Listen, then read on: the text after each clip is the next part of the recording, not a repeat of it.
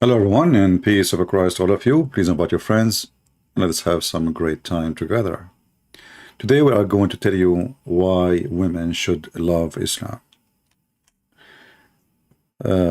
YouTube always send me, suggest to me videos to watch because of what I do.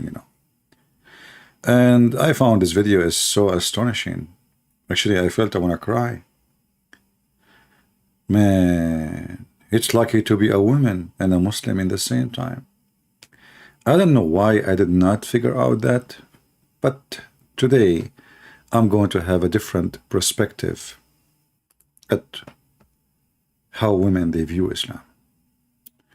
We have a lady here, she is from New Zealand, and she is a convert. She is so excited. So I left her a comment and I asked her if she liked, she can join us live on air, if she dare. And she want to tell you the benefit of converting to Islam. And the title of her video is, Why So Many Women Choose Become Muslims. And I have a link for her in the video to give her a credit in the info. Let us listen a little bit, and I hope she will give us a good reason. But we will start from the beginning. Assalamu alaikum, welcome back to our channel, or welcome if you're new. Today we're talking on a very interesting topic about women converting to Islam. If you've been considering converting to Islam, or you just want to learn more about Islam, this video is definitely for you. Islam is literally the fastest growing religion in the world. True. That is true. Assalamu alaikum. My heart is breaking. Oh, brothers and sisters, my soul is aching. Brothers and sisters, did you know that so many people are leaving Islam every day? Why would anybody leave such a beautiful religion? Why would they choose to become a sick disbeliever instead? A'udhu billah. Brothers and sisters, 100,000 Muslims are leaving Islam every single year. Over 100,000 Muslims leave Islam every single year. I'm telling you, this is serious stuff. This is not a joke. This is not a joke, brothers and sisters. Yes, we say that there are 1.6 billion Muslims in the world, and Islam is growing day by day. But the standard narrative, Has holes in it. and we are not proud of that. And we're not proud of that.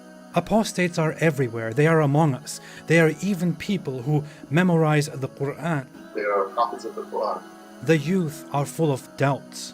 Our youth are full of doubts. And we tell them, doubts? What doubts, man? Doubts? What doubts, man? Have some guts, be a man. Have some guts, be a man. But nobody is answering their questions. And nobody's answering their questions. We tell them to stop questioning and to stop being emotional, and we tell them to be a Chad. Be a Chad, you can do it, I believe in you. But instead, they choose to be bad. We've seen this happen, unfortunately. We've seen this happen to a lot of people. If it continues like this, your child is gonna become an apostate. Your child is going to become an apostate. Imagine your child, the child that you are raising, could end up with the disbelievers, with the kuffar, and go to hellfire. Hellfire will want to swallow them. Hellfire will roast them, Roast them. toast them, Toast them. break them, Break them. shake them. Shake them. Hellfire Hellfire will annihilate them.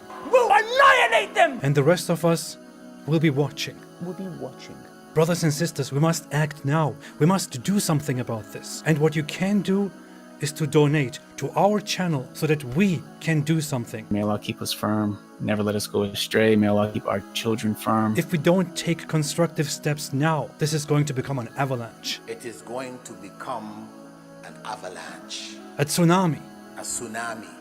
The apostates, they are everywhere. They don't make it public, they hide it. They are leading prayers. They are leading prayers in the masjid, They are still living the life of a religious Muslim. and they are still leading that life while simultaneously declaring their apostasy. Brothers and sisters, if you feel as strongly about this as I do, then please donate to us and our cause. You can make a one-time donation or a monthly donation. Please be generous. Please give whatever you can so that we can take the responsibility and, alhamdulillah, spread apostasy. Donate now. Help now. You may even receive many gifts in heaven, in paradise, in Jannah. You can get a house next to me or next to some other very good looking man. You have an opportunity right now. On this haram new year, you can do something halal and donate your money to us. So So this lady, she is so excited, and Islam is the fastest growing religion. I don't want to talk about how you look like when you say that. I will leave people to say that. But you know, okay, let us say, I don't know, like, I mean, the fastest growing religion may be atheism, you know.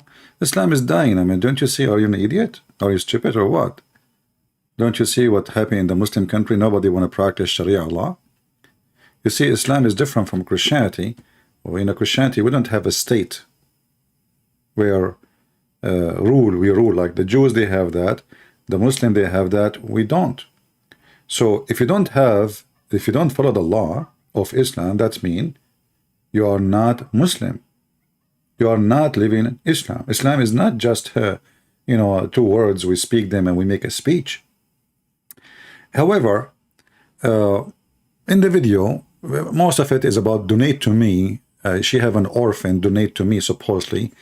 And I'm sure she never been in those orphan area. But anyway, this is her business, you know. This is what I notice about all those who claim to be convert, is like donate to me and support us so you can go to heaven. Well, if you donate to me, you will not go to heaven. This is not me. You cannot bribe God. In Islam, you can. And this is showing you the sign of corruption in this religion. But I want to show you what this lady, she said, which I find very interesting. I did not notice that Islam teach women and men equality. I never thought about this before, but Alhamdulillah, she did enlighten me. I don't know. And you know, she spoke about she have relationship with Allah, and she have a communication with Allah. Okay. I don't know how that happened, because even your prophet himself never spoke to Allah, never heard Allah's voice. And when you mention what? Reason number one. Islam provides a sense of spiritual fulfillment. How you can have a spiritual fulfillment with your God himself is not a spirit. You see, when we say spirit, to connect in a spiritual way, I have to be connecting to something is a spirit too. Not steel to spirit, not concrete to spirit. You cannot do that. So in order to have a religion which is a spiritual, you have to have a spirit God, but your God is not a spirit. If you don't believe me, I'm sure you do not know that because you're an idiot. You can go right now, search in Google, Prophet Google, peace be upon him. Search like, does Allah have a spirit? Is he a spirit? He have a spirit? You will see the answer, no. So how you lie, claiming that you have a spirit or a spiritual relationship with Allah when your God himself is not even a spirit, which means spirituality and Islam, they don't match together. Islam is a physical religion based in physical action and physical behavior. So in order to be a Muslim, you don't need to even believe in Allah. You just say the Shahada, and we will show you that from the Quran. But this is Islamic question and answer. It says here in the top, Islamic question and answer, Islam QA.info. You can go, and I will post the link in the chat. He's debating with a Christian, asking, does God, which means Allah, have a spirit? The answer, no. You know, praise be to Allah, blah blah blah blah blah blah. Okay, and then the answer is very simple. Allah is not a spirit. He have nothing to do with the spirit, and he is not, never was. So when you say he is a spirit, that, or a spiritual relationship, that's against the nature of Islam, because in order to have a spiritual relationship, you have to connect to a spirit, and that's not your God. He says here, this is your imams, and those are your scholars, not the blondie girl from New Zealand. The spirit or soul is not one of the attribute of Allah, rather than one of the things have been created by Allah. So you have a spirit, he don't have a spirit. So you lady, you are fooling yourself, lying to yourself, speaking about spiritual. Secondly, how you can have a spiritual relationship with God? He is unknown to you. All what you know about him, that his name is Allah. Even Muslims do not know who is Allah. All what you know is the name. Do you know anything else? Did he even spoke to Muhammad, came to Muhammad, show himself to Muhammad? No. Allah or Allah is a ancient God, exists long before Islam, and even the Quran mentioned that the mushrikeen, who they are pagan, they worship Allah too, and Allah have 3 daughters. So here I wonder, was the mushrikeen who have 3 daughters of Allah, they have a spiritual relationship with Allah too? Weird. And then when she, after she mentioned that, she jumped to a different topic. She claimed that Islam gave women equality. Let me go. We don't want to play the whole video. You can watch it yourself. It's funny and stupid. You know. What is number 2? Which part number 2? She don't have. Let's see here, maybe here. I don't know. The right to own and inherit property. Oh, okay. So now she started talking about women's rights. Okay. Reason number 2. Islam promotes gender equality. Islam. Absolutely. Islam promote gender equality. It sounds like, you know, feminine movement, hippie, you know, Islam promote what? You know what? I think I'm getting old and I did not hear it correctly. Did I hear what you just said right? Islam promote what? It can't be true. You must be sure from what you are saying.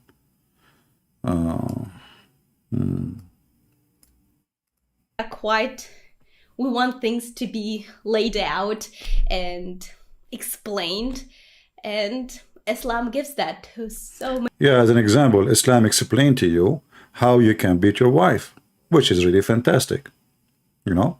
But we will go to that later. Many women, including me. Reason number 2, Islam promotes gender equality.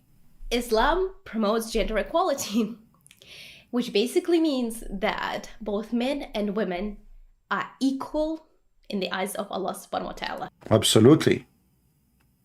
Absolutely. I mean, who dare to say this is not true?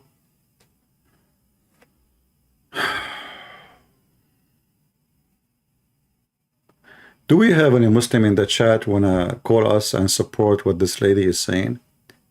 Is she saying the truth, or this is against what Islam teach? You know what? I'm not going to answer. Let me do this. I will go to YouTube and I will search for Muslims answering this issue. I think this would be a better solution. Because who know Islam better than a Muhammadan? Nobody. As you know. Women and men are equal.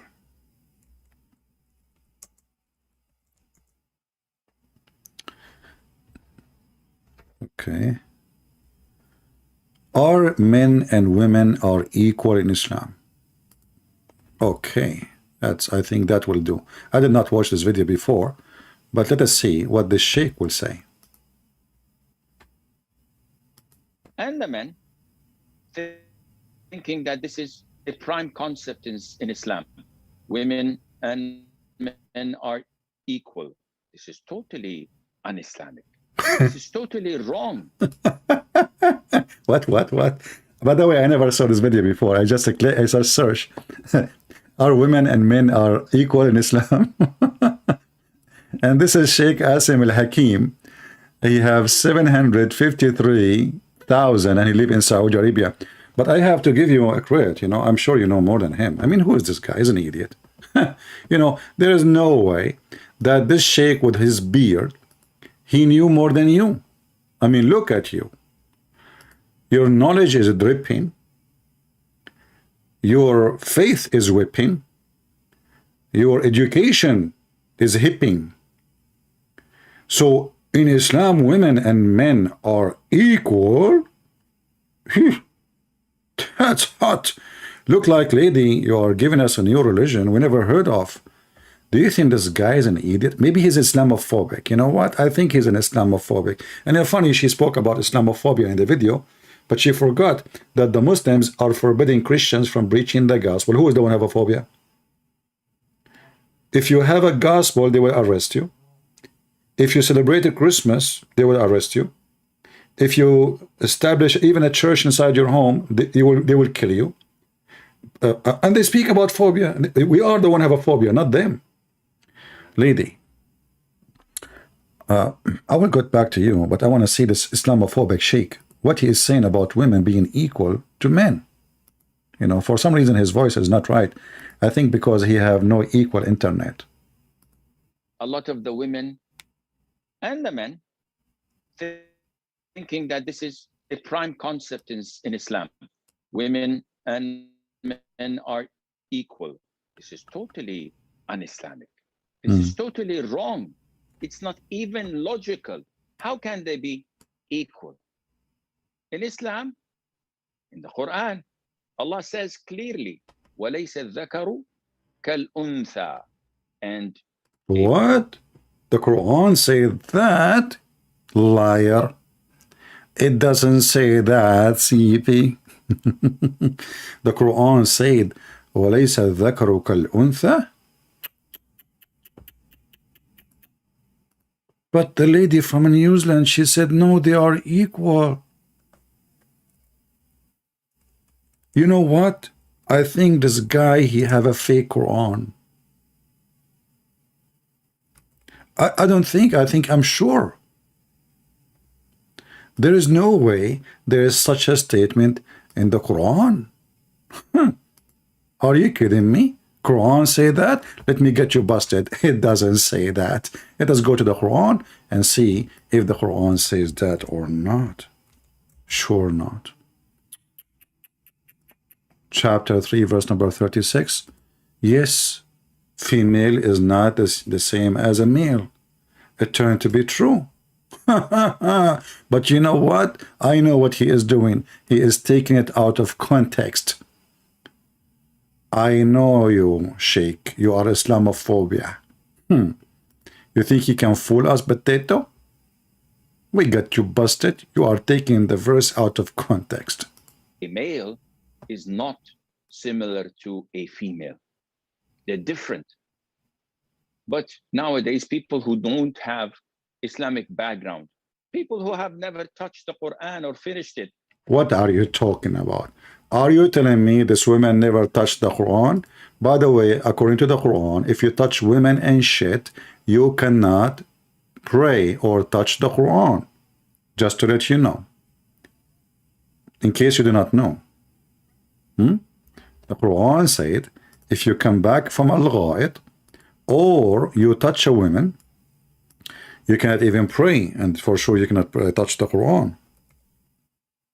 And I find it very nice of Allah that he put women and shit in the same time, in the same line in the Quran.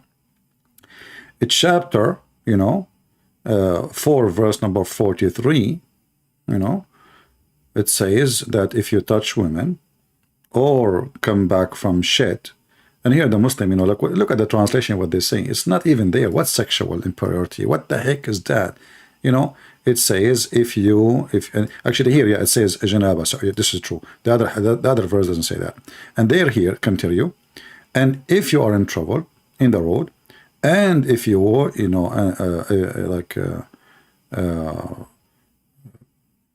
want to pray, supposedly, if you don't find water, you sand, which is weird.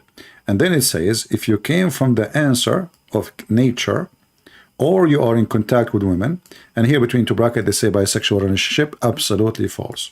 Nowhere it says that. Nowhere it says that. That's a fabrication. So as you see, Islam make women equal to shit. It is back to the phobia sheikh who is not telling the truth about Islam. In their lives, let alone studied it. They come and say, no, Islam promotes equality between the genders. This is not right. Islam promotes and endorses justice and fairness. So a woman has a role that a man cannot do.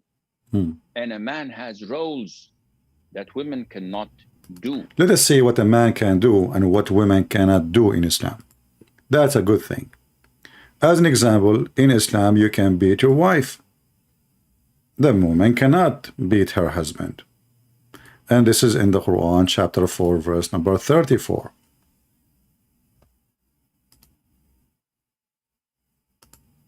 This verse is not telling a man how to hit or beat up his wife. This is telling how a man or a husband how to defend himself against his wife. Man, Mimi Hijab, he turned the verses in chapter 4, verse number 34, that the man is a victim. And you know what? I can tell. A woman like this, she can beat her husband so easy.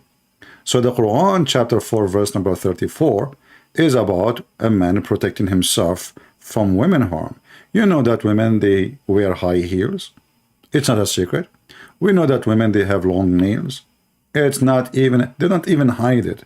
And even these days, they are buying things which is very harmful. Long, fake lashes. Do you think they buy them for nothing? Good luck. So, Mimi Hijab saying the man is defending himself. Let us go to the hadith and see what the hadith says about women. And what is the proof of what he is saying.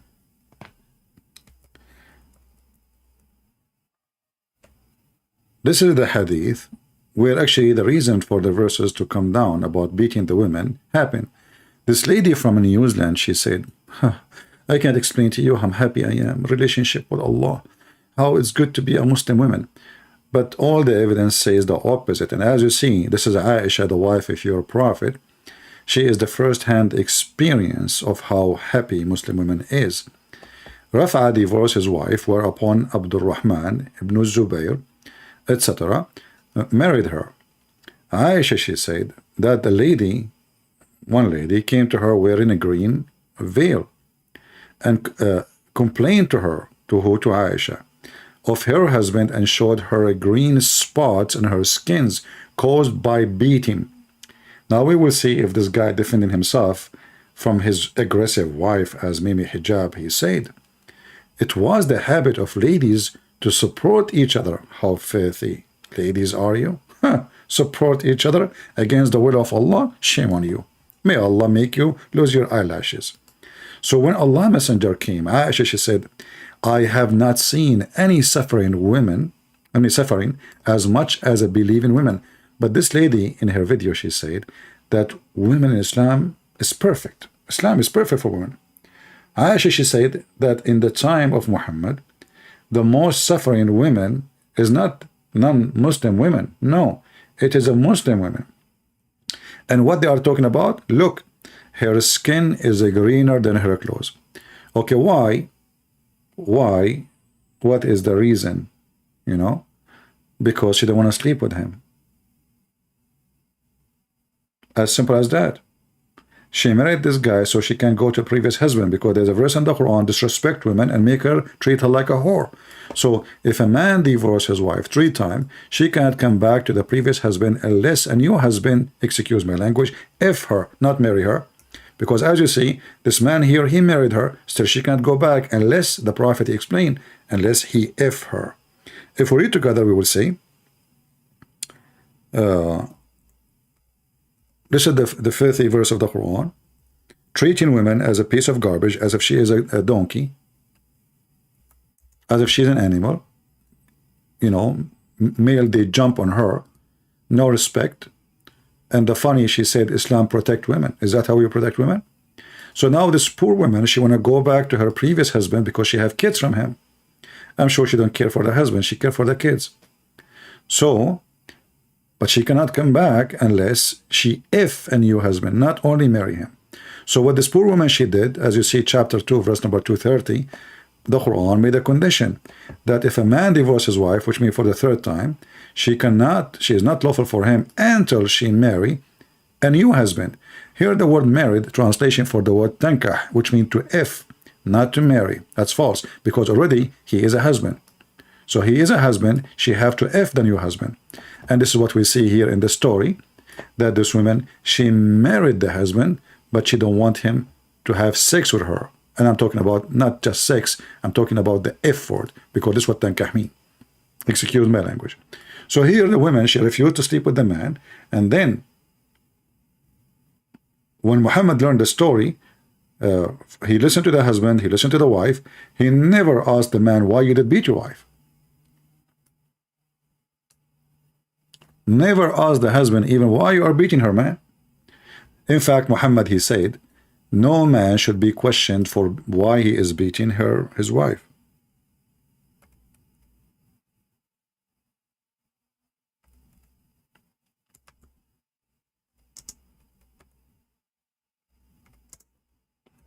So I find it very deceiving of you to say that Islam treats you and men equally, because I cannot believe that you are married to a Muslim man and this is why you converted to Islam and you make it as a business.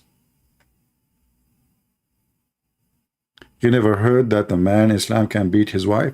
You never heard that the man in Islam can have 4 wives. You cannot have 4 husbands. How you are equal if he can have 4 wives and you cannot have? Can you have 4 men? If you can have 4 men, then that's equality.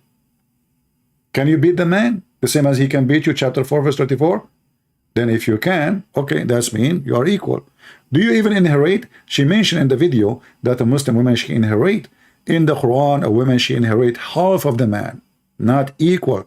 But look what Muhammad said. Umar reported, and this is the caliphate of Allah, and the Muslim, they claim he is so just man. A man, the Prophet saying, a man will not be asked about why he beat his wife.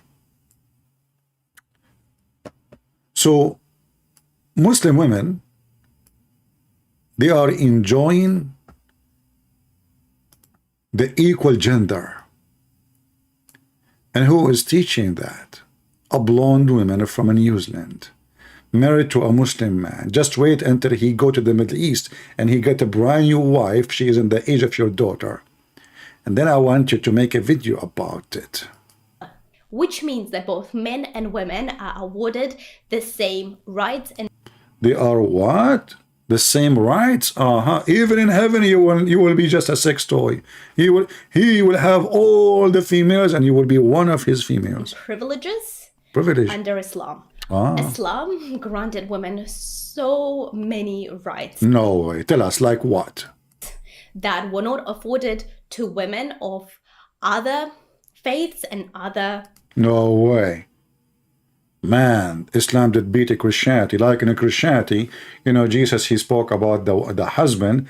When he married the wife, they will become one, and he will give his life to his family, the same as Jesus gave himself to the church. Which means in Christianity, the woman, she became equal to the church, and the man, he sacrificed his life for his family and his wife. In Islam, do you have that? She is saying yes, even better, way better. What are you talking about? Cultural backgrounds at the time of its revelation. For example, Islam gives women the right to education. Oh boy. You know what? I like this statement. Islam gave the women the right of education. Can you give me the reference, lady?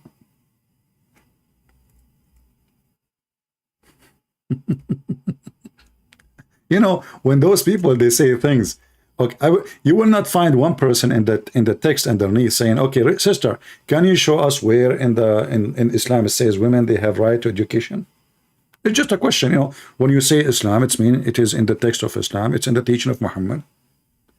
Where we can find that?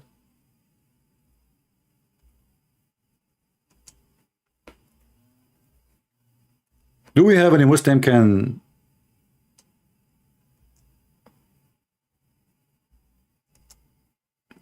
affirm or help what she is saying? As I know, it is the opposite.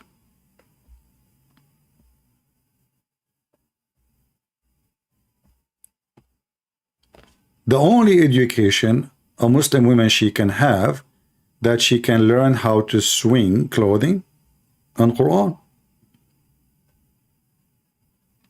And not only that, Aisha, she said don't teach them even how to write and read. Let us find the hadith, because maybe we are making things up. Maybe. In fact, not only, just a correction, Aisha should not say, teach them the Quran, teach them only the chapter of An-Nur, only one chapter in the Quran. All right. So let us go to the hadith. Let us see first if we can find it in English before we go.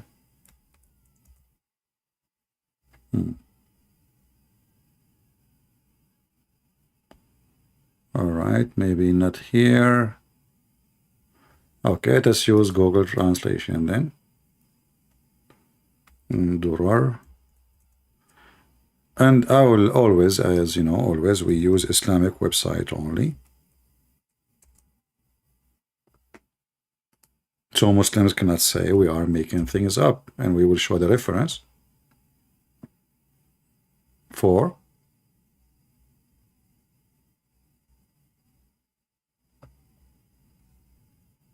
the hadith. And I know Muslim will say to you, it's not sahih, it is the da'if, it is blah blah blah blah. Okay, you know, you can say whatever you want, but we knew that Taliban, they closed a school. The first thing they did when they took over the government, they closed schools. Why? Because this is what the wife of the Prophet said, that the Prophet said that don't teach them how to write, how to read. Don't teach them how to write, how to read. Don't make them live in rooms, and don't teach them to write. Just teach them how to swing. And this is the reference in front of you.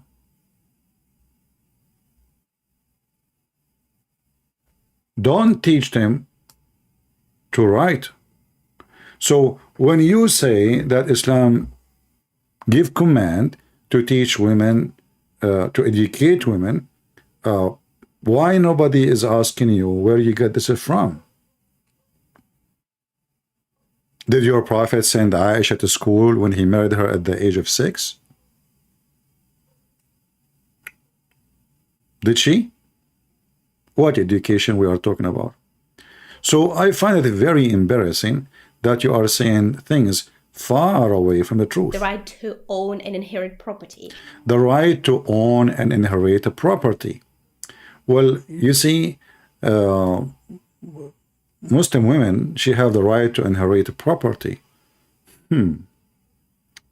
Yeah, I just heard about this guy Hakimi, who his wife divorced him and she is a Muslim, to avoid his wife to take 50% of his income, because this is what the Christians gave the wife. He put it in the name of his mother. But let us see how Islam gives you the right to inherit. According to the Quran, a woman, she inherit half of the man. But remember, she said, not me, that women and men are equal. So then we should have equal inheritance. Correct? So let us go to the verses in the Quran.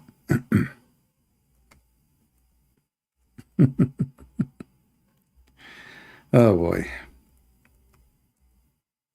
How many of you are going to download the video?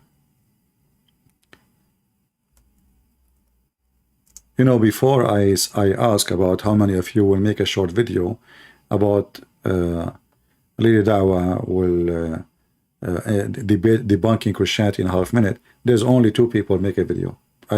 We have 100,000 here, 200,000 in the other account, I don't know how many, and only 2 people make a short video. This is telling you how much people care. But anyway, I do my part. And if you don't do yours, one day you will have your daughter like this. She's been fooled by somebody just because she is looking for a husband. And she will marry him. And then he will use her to promote Islam. In Islam, let us see.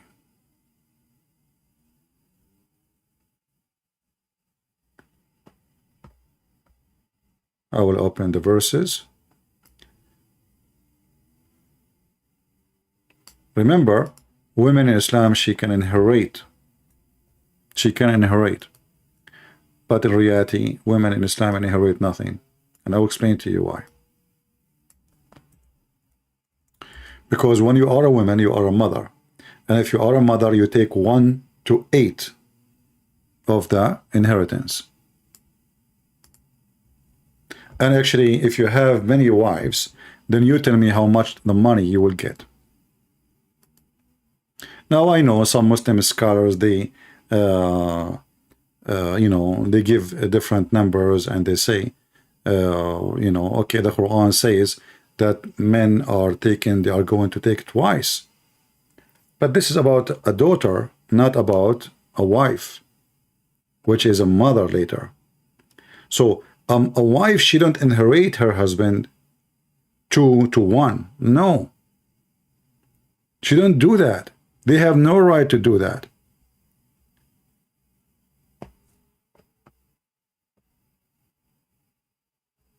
There is a different verse in the Quran. It says the 1 to 6 of the inheritance will go to the mother, but this is only if there is certain conditions, because his father will inherit. His sons will inherit.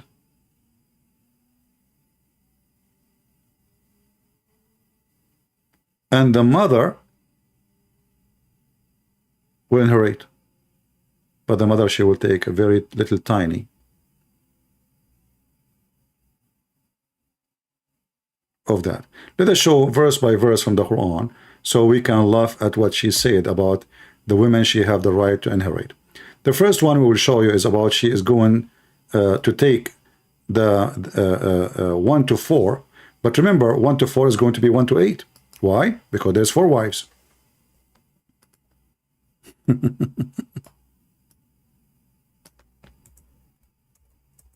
Because now the 1 to 4 will be divided into 4 women. Now, in some scenario, there's only 1 wife. In this case, she will take 1 to 4. But the wives, their share in the inheritance is 1 to 4. Doesn't matter how many there are. If there are 3, the 1 to 4 will divide it into 3. If there are 4, the 1/4 will divide it into 4. So you will end with what? So let us say that your husband, he passed away and he have $100. $25 goes for the wives.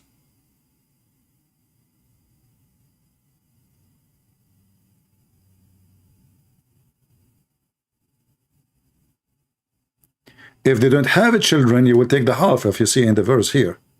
That means the 4 wives will have, they will not inherit the man. They will have only the half, the 4 wives. So now the half will be divided to 4. If they have children, and there is no way there's 4 women, none of them have children.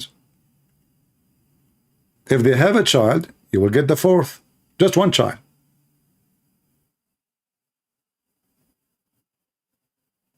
From any of them.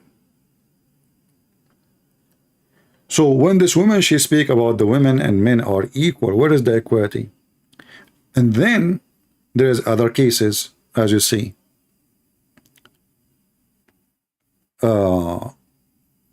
You can read the rest. It's very funny and very fun. You know, like you will end at the end with like 1 to 6.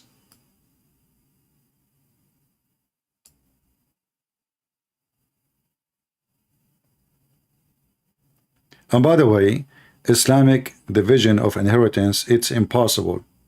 Nobody can practice it. If you do the grammar, if you do the calculation, you will find that what Muhammad just said here is so stupid, it's impossible. Nobody can practice it. Nobody can practice it.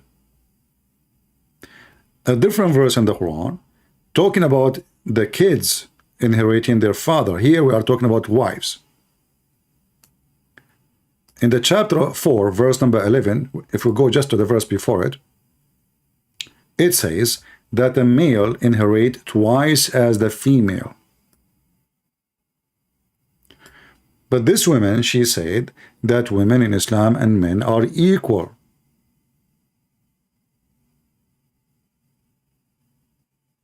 Not to forget to mention that the woman who is the one who needs support when the parents die,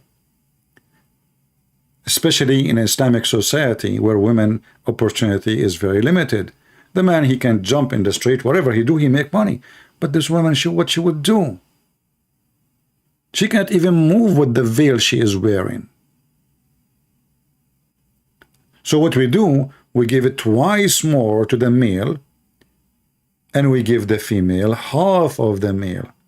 So, which means if there is many boys in the family, the females get nothing at the end.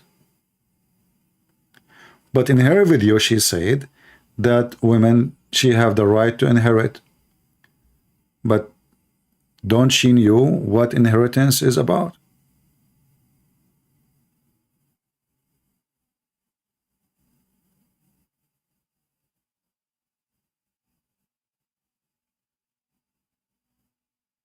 And the same mentioned in many verses in the Quran, like the same chapter. I mean, the Quran is a stupid book. You will find the same thing repeat all over, but none of them make sense, and none of them is even possible to divide. If there is only a daughter, 2 or more,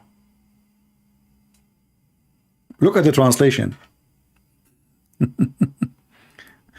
Let us read together so we can laugh. Allah command you as regards your children's like inheritance, to the male the portion equal to that of the 2 females. If there are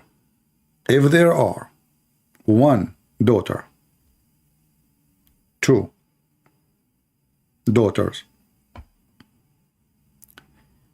they have the third of the share. What?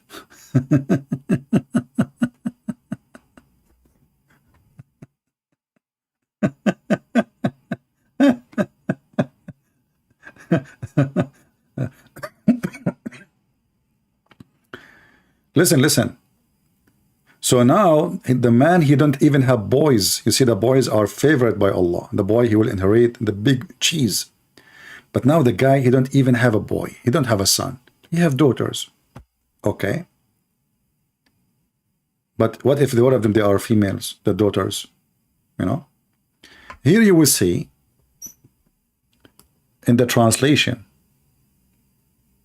it says, if there is one, the verse, by the way, never say the one, like only daughter. It says if there is like more than 2, right away, jumping to more than 2.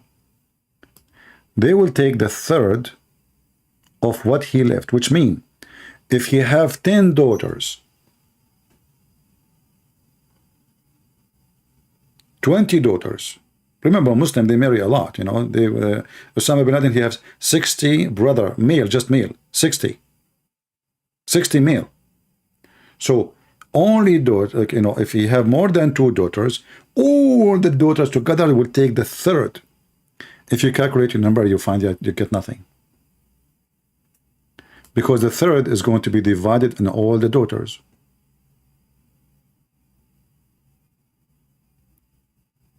The 2/3 of the inheritance, if only one, go to the parents.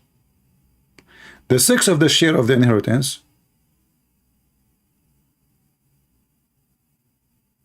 if the deceased left children, no children, and then he go to the mother. If you have nobody,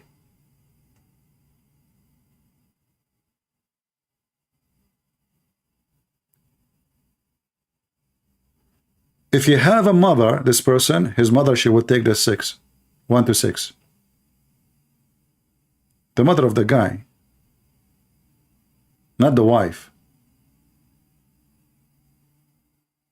The parents.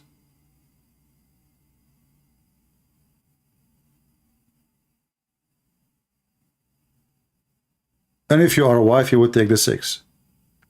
And if we divide them as before, they will end with 1 to 8. Because 4 wives, If it's 1-4, with 4 wife will be 1-8.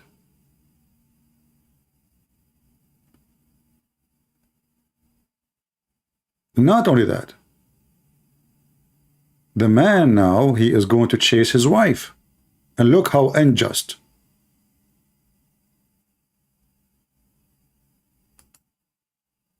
If your wife, she die, you take the half.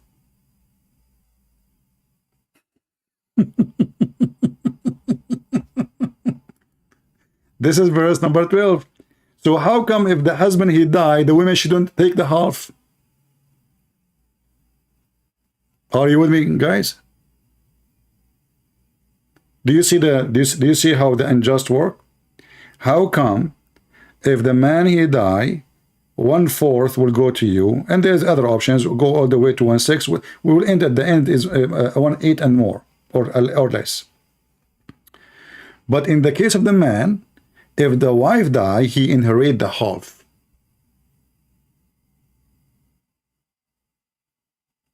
How come the wife, if the man, he die and he don't have kids, they don't take it exactly the same? Actually, if you go back, he is saying that. Let's go back a little bit, but just to show you how stupid it is.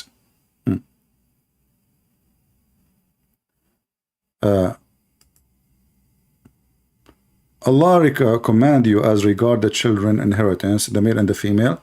Okay, let's go back a little bit. Where we will find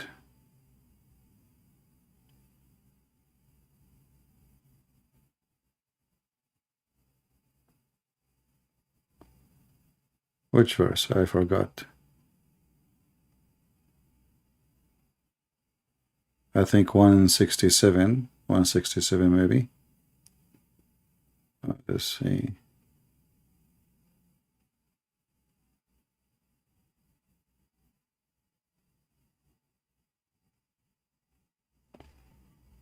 Okay. No, we go actually, let's go to 12 again. So here you will see in 12,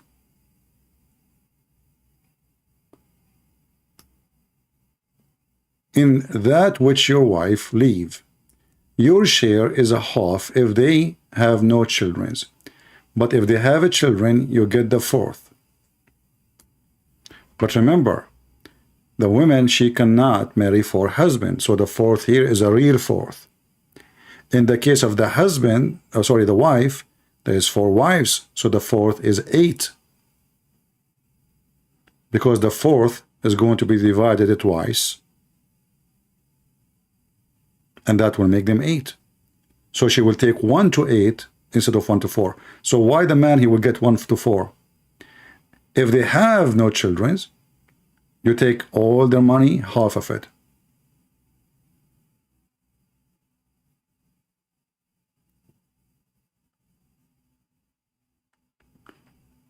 So it turned to be everything she said about the equality of inheritance is absolutely false.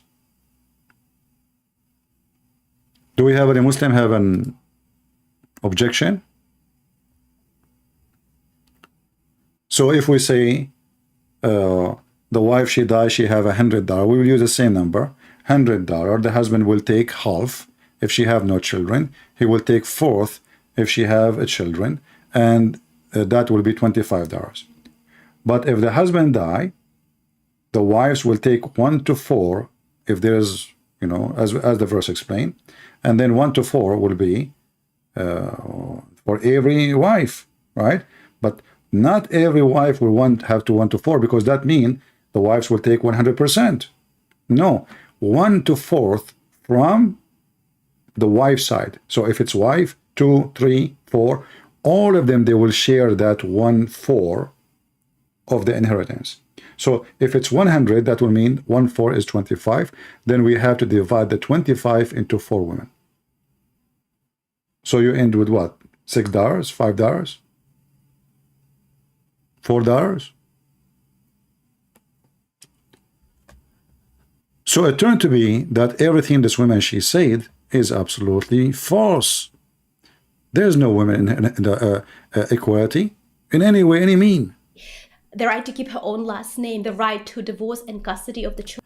Okay, the women, she have the right of divorce and custody. That's absolutely false.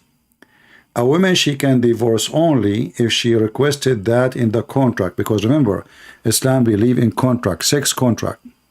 So if you put condition, and the man, he give his right of divorce, this is his right, not your right. This is not his right to give to you normally, unless he voluntarily, he say, okay, you know what, I give you the right to divorce me.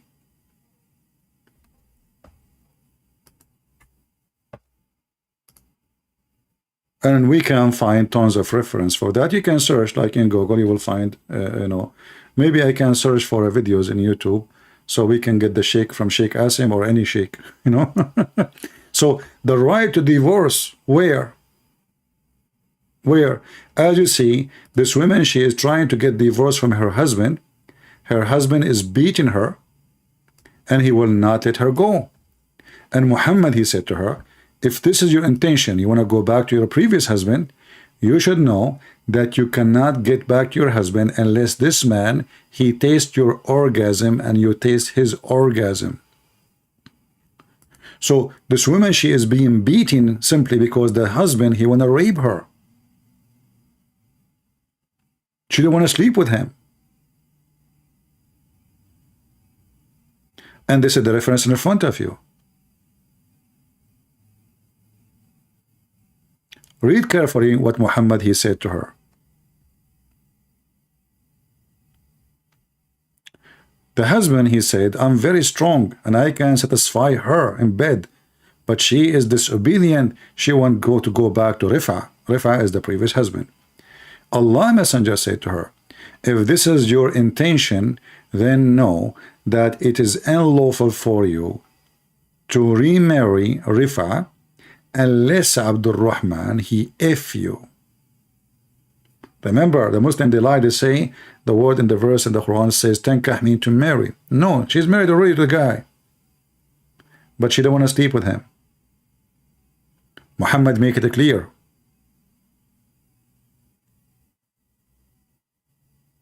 You can't get out. And Muhammad made it clear that the man have the right to beat you because you are not taking off your panties. But this woman, she is saying to you that a Muslim woman, she have many rights. Like what? Like to be beaten. Like to be raped. Shouldn't Muhammad say, okay, you know what, the woman, she don't want you, let her go, man. She don't want you. Okay, she want to go to previous husband? She's not allowing you to sleep with her?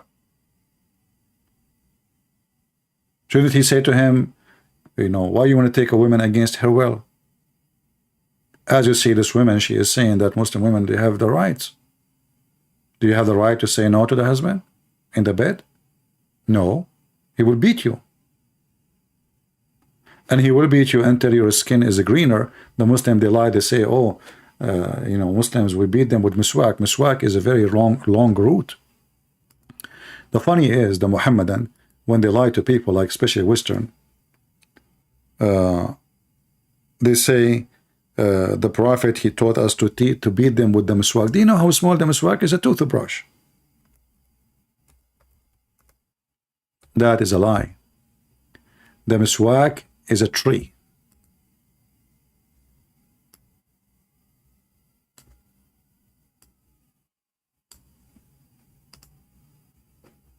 And the Muslim, they cut from that tree, especially the roots, for they are very flexible. And Muhammad, in his time, the people used them to beat their camel with it, for it doesn't break. It is root, and it stays strong for a long time. So it's going to be like a leather belt. You beat with it the animal, and then the shepherd, when he is saying, watching his animals, he put the end of this wood in his mouth, and he cleaned his mouth with it, which is a savage way. I mean, it's old days.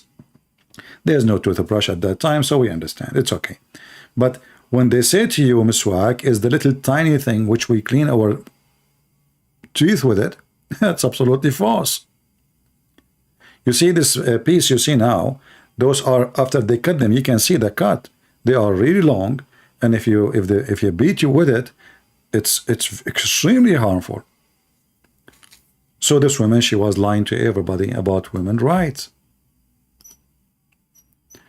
Do we have any Muhammadan would like to call us and tell us why Muslim women, who they are convert, they are lying about Islam? Why they lie? I will tell you why. She is trying to make the husband who took over her happy.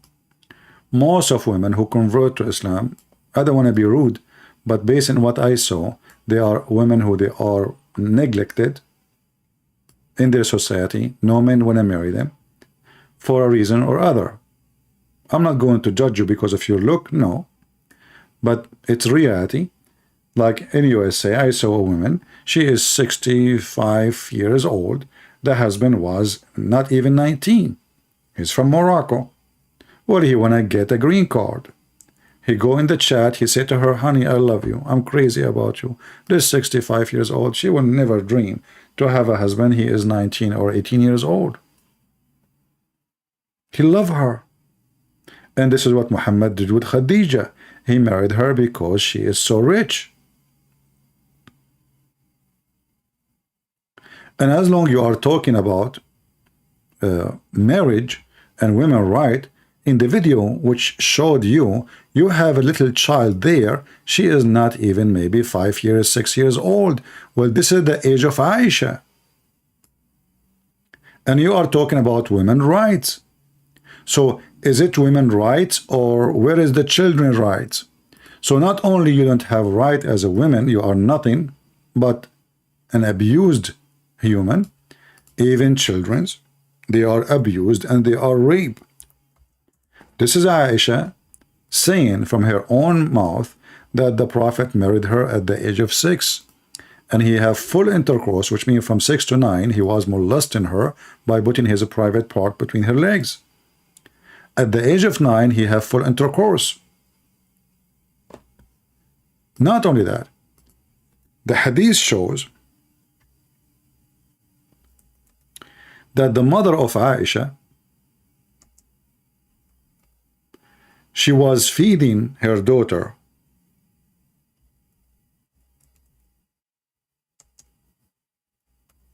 cucumber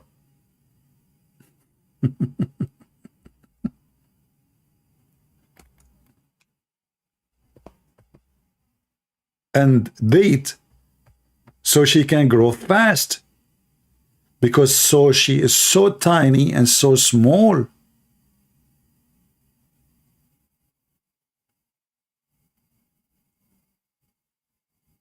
How that can be women's rights?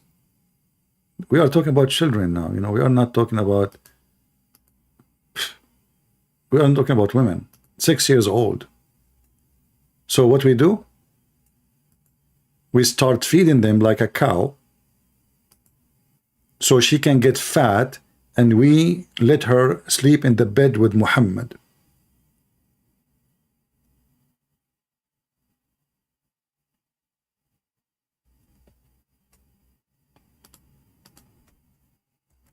Let me see the hadith. I'm going to look for it. You see, I don't have an active admins. When I say something, they post the hadith. Our admins here, they are having coffee. They are not here to help. Okay, let us see.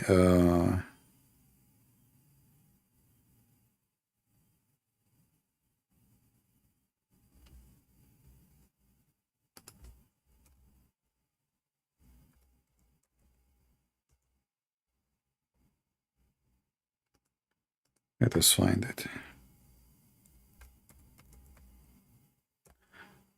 We are typing.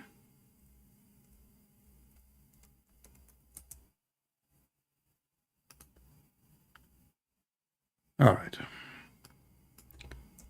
Let us search in the Muslim website for the hadith.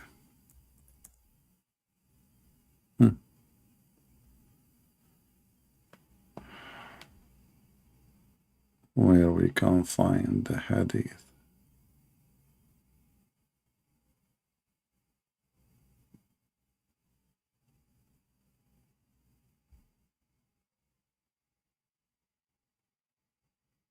I mean, can you believe how small she is? Here we go. And this is very authentic hadith, because you know the Muhammadan, they will say to you, this is not authentic, right? Aisha, she said, my mother intended to make me gain weight to send me to the house of the Messenger of Allah. You know, the Muslim now, they are slaughtering sheeps, and they call this is Eid al-Fitr. In fact, this is Adha, because both Eid, they have celebration, they are Adha, they are slaughtering. Aisha now is getting ready to be slaughtered. Her mother, she starts feeding her like crazy so she can gain weight because she is so small. She is 6 years old girl. So she said, my mother intended to make me gain weight to send me to the house of the Messenger of Allah, but nothing which she desired benefited me, till she gave me cucumber with a fresh date to eat, and then I gained as much weight as she desired. And then they shipped her to Muhammad by Amazon. And this is a very authentic hadith. As you see, it says Sahih. Sahih means authentic. But this woman in the video, she is speaking about women's rights and why women, they should be happy to convert to Islam. Are you willing to give your daughter at the age of 5 or 6, after you feed her with the cucumber, you idiot, to a man at the age of 54? So those women in the West society or any society who they are neglected because they don't maybe look good, overweight, etc. A Muslim man, he will marry them because this is, they would call it jihad, spread Islam by having more babies, and he will marry her for a few years. Who cares? I mean, there's no marriage in Islam. It's just a sex contract. He fulfill his desire, a new woman. He make new babies, and then he get a new one. But everything she said is absolutely false and out of the line. And now I want to mention an additional right you did not mention in your video. Do you know that in Islam, a man, he have the right to lie to you? Yes, sister, yes. Enjoy your right as a Muslim. I'm married, and I kind of thought about having a second wife without my first wife knowing, but she found out, and she left my house, went to her parents, and is now asking me to, let her go. And I'm trying to convince her that it was a mistake, and then, and I don't want it anymore, or something like that. What's the best course of action for me? Because she thinks that I'm a very bad person, and some of the things she thinks are true, but I'm willing to work on myself. I'm really scared and everything, so being okay. Advise me, what should I will advise you, inshallah. A man says from Saudi Arabia, he wanted to marry a second wife without telling his first wife. His first wife came to know. Now she's asking for divorce. How can he convince her not to get a divorce and to come back and to believe him when he says that he will not do that? By the way, in Islam, you can force your wife to come back home. Even you can ask the police to arrest her. It's called Baytul Ta'a, the house of obedience. So if the wife, if this guy, he can call the police, literally. He will file a report that his wife, she left the house without his permission. She will be wanted. She will become wanted. The police will announce her name everywhere in the country. She cannot leave. Any time the police see her, she will be captured, and she will be brought like a goat to the husband's house. So this guy obviously being so nice, and he didn't want to do that, but look what the sheikh is saying to him. Remember, the woman there, she said to us, this blonde women, they have right in Islam. Are you kidding me? Look what he will say to him. Again, or attempt to do it again. This is, with all due respect, I'm like your father, huh? If you can't stand the heat, get out of the kitchen. You should not have attempted this from the first place. If you are not a man enough to get married to a second woman, don't even dream about it, because you're... So why this woman, she did not tell us that in Islam, a real man, he got more wives? Why she don't want to mention to other women that in Islam, the real man is the one who gets another wife? You don't know? Or you know and you are hiding it, you are just doing business.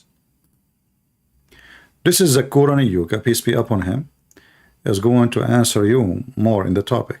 And look, he's very romantic Muslim too, you know. Trust me, he will marry you if your husband divorces you.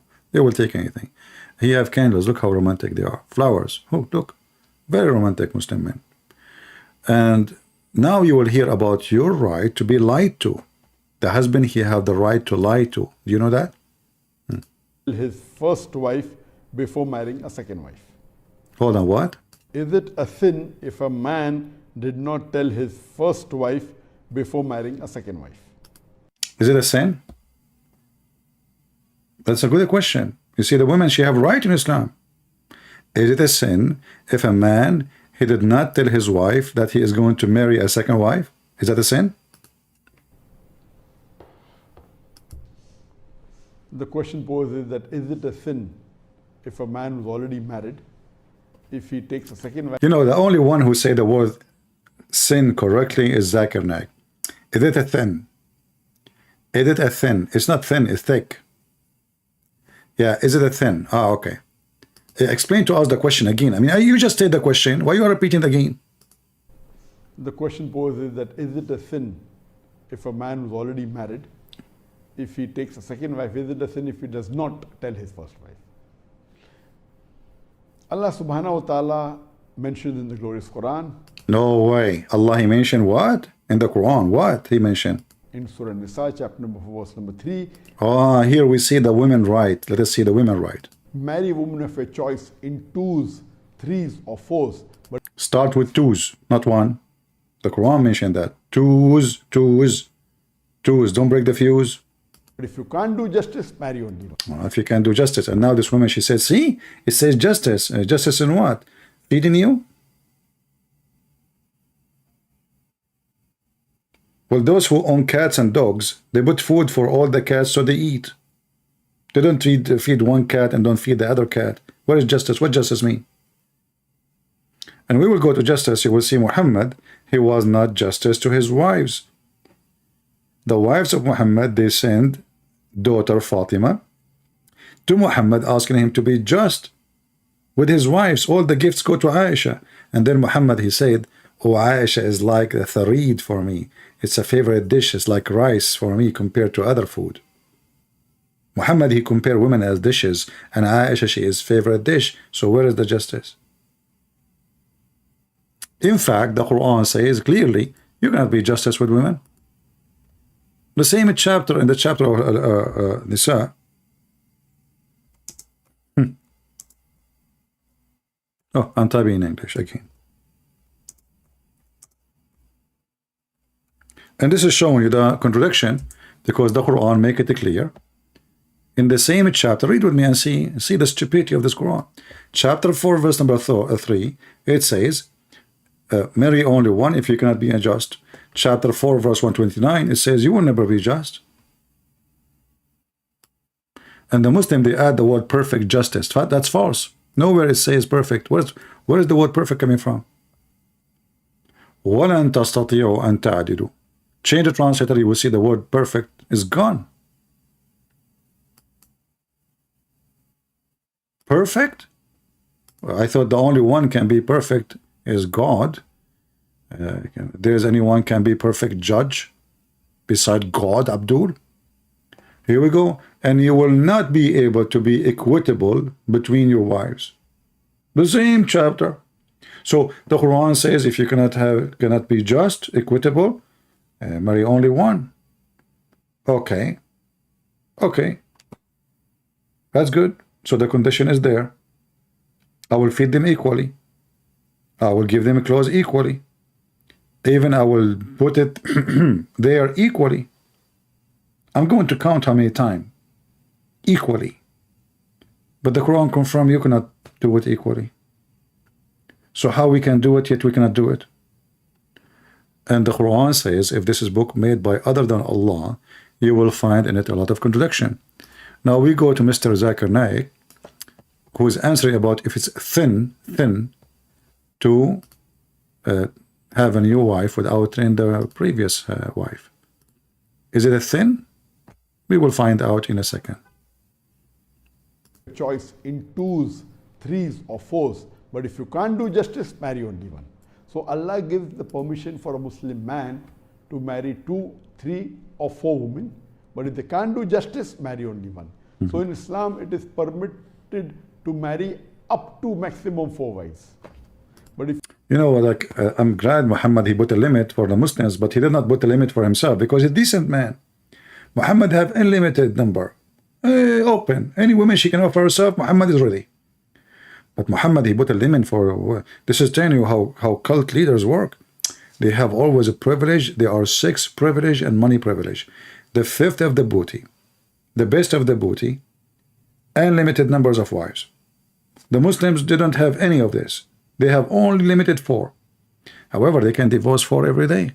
I'm sure all women, they love to have a husband. He marries 2nd wife, 3rd wife, 4th wife, tons of kids in the street, and then he cannot feed them. And then he will, you know, we will join ISIS. Yeah, I mean, life is fun if you marry a Muslim. And then if you complain, he can beat you. He can jail you. The Quran in chapter 4, verse number 34, it says, وَهْجُرُوهُنَّ فِي الْمَضَاجِعِ. Jail them in their rooms. Not only beat them, jail them in their rooms. Continue, Zakir Naik. If you can't do justice between your wives, then Allah says marry only one. So based on this, it is not required for a married man to take the permission of his wife before marrying a 2nd woman. Neither is he obliged or neither is it compulsory for him to inform. What are you talking about, man? You better go learn Islam from this blondie woman. You know? She's going to go to the gym soon, and there she will learn more about Islam, the Islamic gym. What? You don't even need to tell the wife that you will have a new wife? No need. It's not even... just do it. Who cares about her? She is just a piece of... Zakir Naik, are you sure? You know, for me, I have a feeling that this female lady, she knew better about Islam from Zakir Naik. For sure.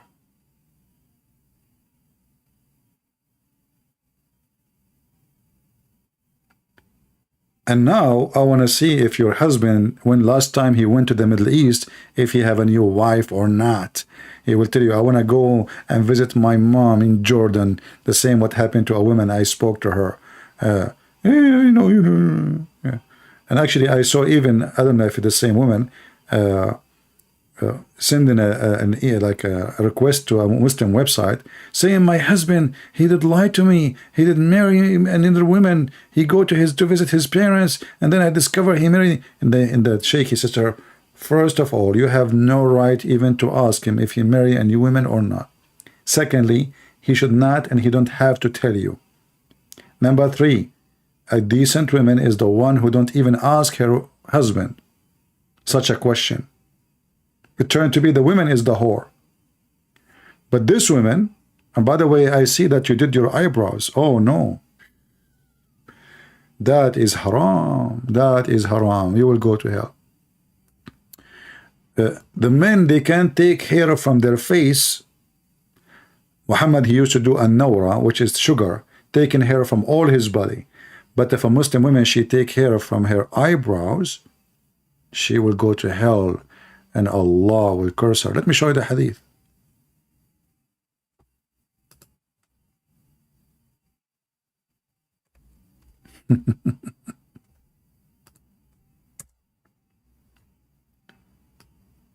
You are a bad Muslim woman.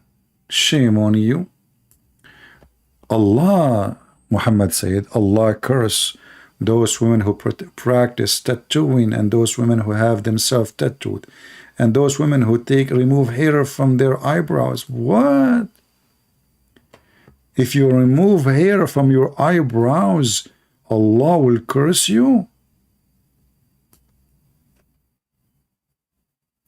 This God, He is not cursing people who have sex with Aisha at the age of 6, but He cursed women because they take hair from their eyebrows.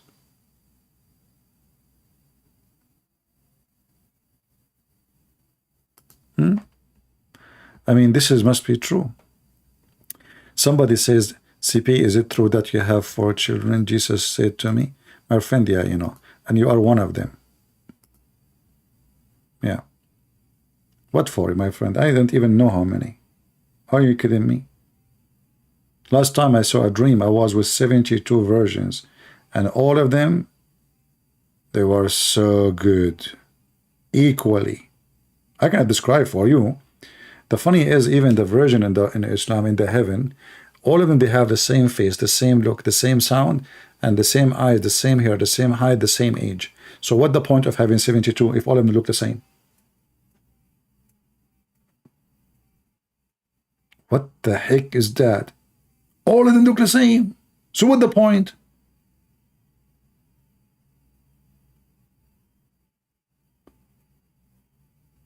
But anyway, I mean, this woman, she did not know. May Allah forgive her. Let us ask Allah to forgive you for taking hair from your eyebrows, because now you are in a danger of going to hell. I don't want to forget too that your prophet, he says Muslim women, majority of them, they will go to hell. Why? What the heck? Why? Well, because you are a woman. Are you serious? Yes. Women are, according to Muhammad, ناقصات عقل ودين. They have half a brain. As you see all of those references in front of us, you can check the reference yourself. You see the numbers on the screen. You can type them in your Google. Muhammad, he says, the majority of people of hellfire are females.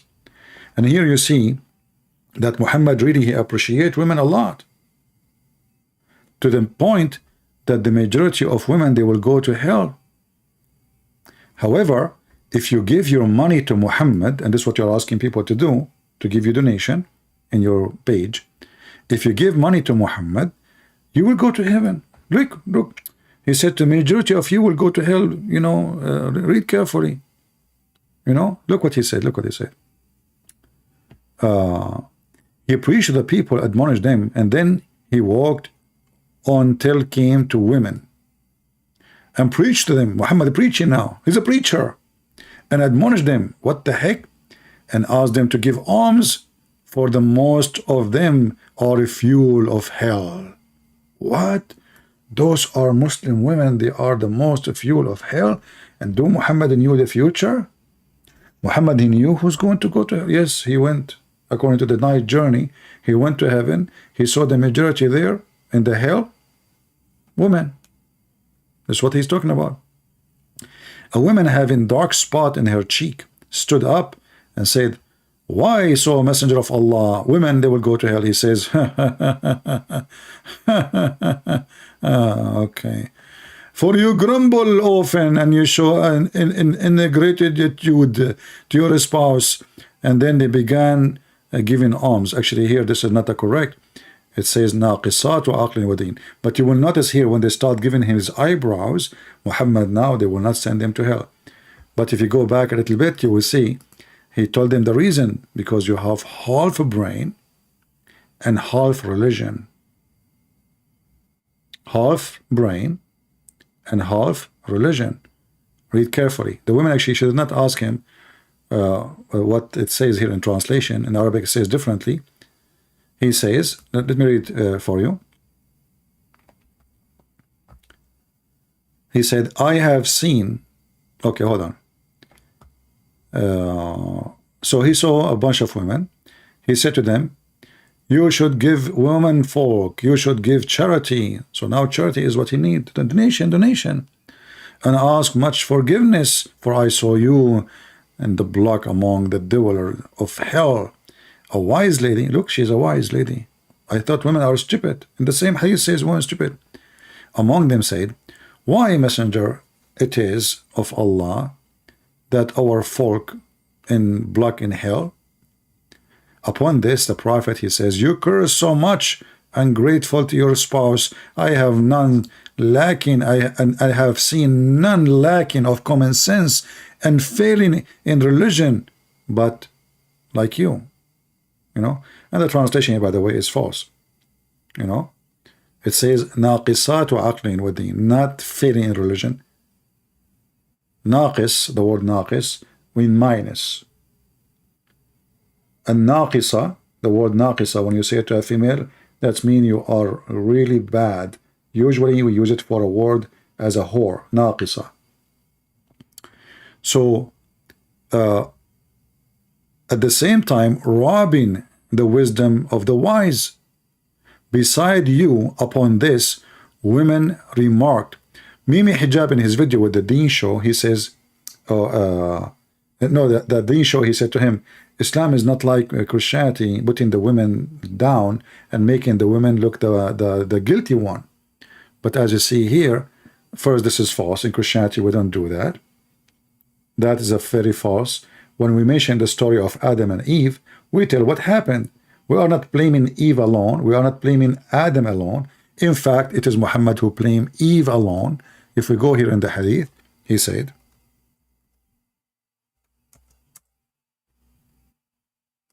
and this is not me saying that, this is Sahih al-Bukhari. The Prophet said, if not for Bani Israel, which means the Jews, meat would not decay. They blame the Jews for anything.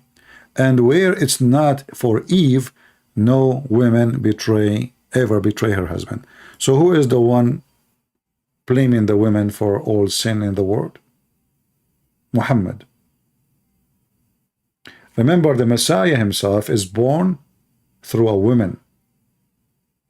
So if every woman is bad, as Islam teach, then there's no way the Messiah himself chosen to be born of a woman. Her name is Mary.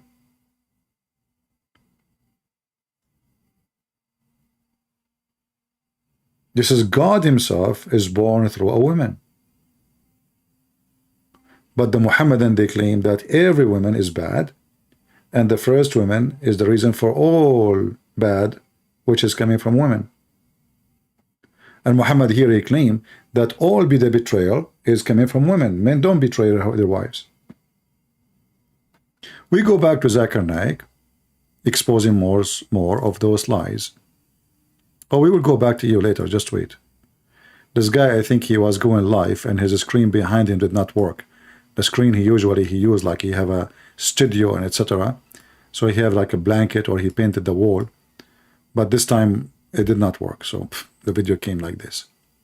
All right. Let us go to Zuzu, Zakura Nayuka.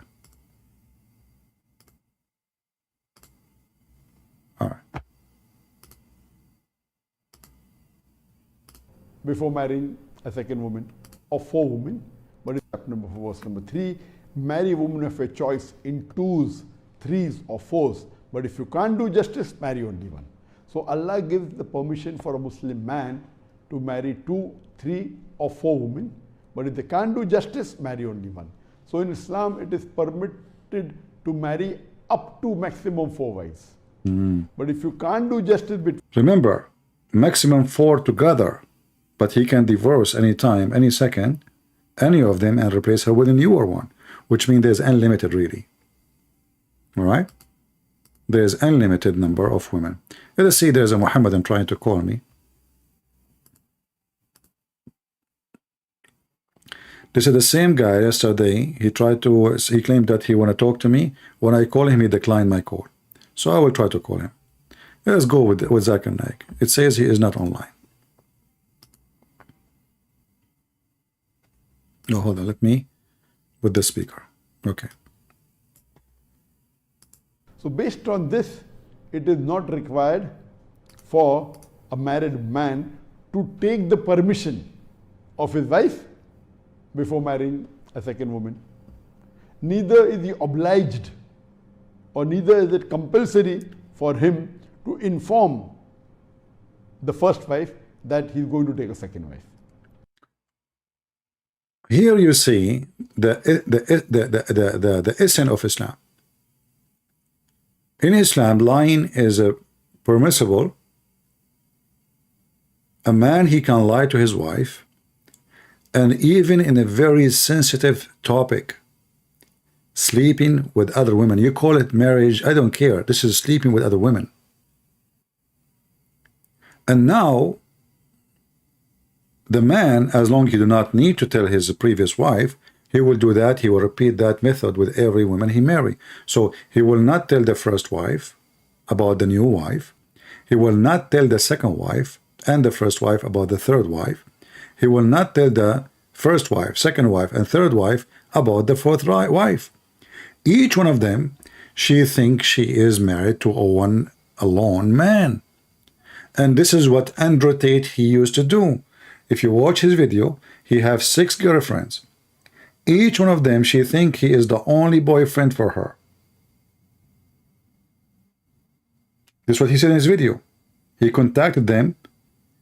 He opened his porn business according to the Islamic lawful way, because the Quran legalized, as you know, in the Quran, al-bagha, which means prostitution. So he have 6 girlfriends sleeping with them. Each one of them, she think that he don't know anyone except her. She think he will marry her. So now the Muslim, they practice that legally, officially, but this time with 4, not 6. However, you can do it with 6. How? You can date 2 other women, preparing yourself to divorce and have vacancies. Which mean, let us say I have 4 wives and I lie to all of them, claiming to be I'm marrying only one, which means whatever one of them, I say to her, I married you only. I can be in relationship with other 2, 3 women, preparing myself to have a new woman to replace a woman I'm planning to divorce. I send her a text message, you are divorced, bingo. And as you know, she will take nothing except what is in the contract. As an example, when the Muhammadan, they get married, they write a 6 contract, which says, if you divorce me, when you divorce me, you have, you pay me before, down payment, and there's a last payment. So down payment, let's say $1,000. If one day you divorce me, you have to pay $100,000, or maybe $10,000, or maybe 5. The man usually try to manipulate the wife to make it law, so he can have his freedom. Some women, they think they are being smart, so they say 100 million according to Islamic Sharia law. That's not accepted, will be rejected. The contract is invalid because she is asking for something to hold him from divorcing her. So it have to be reasonable, like something accepted. So let us say she make it so expensive. I have actually I know a Bedouin man. His name is Muhammad. He's a nice guy, actually. One day, I said to him, I did not see you for a while. Where you been? He said, man, my dad, he did something crazy. I said, what? He said, imagine after 30 years, married to my mom, he dumped her. 30 years. I said, well, you know what you can do. I mean, divorce can happen everywhere. Not necessarily with Muslims, even Christians. They can, many Christians who not following God, they jump to divorce because marriage has lost the value for many people. But then he explained to me what is the problem. He said, not only he married many women, but in the contract when he married her, 30-something years ago, she put like 10,000 pounds or guinea in the contract. But at that time, it was like equal to $1 million. Now they don't even buy a TV.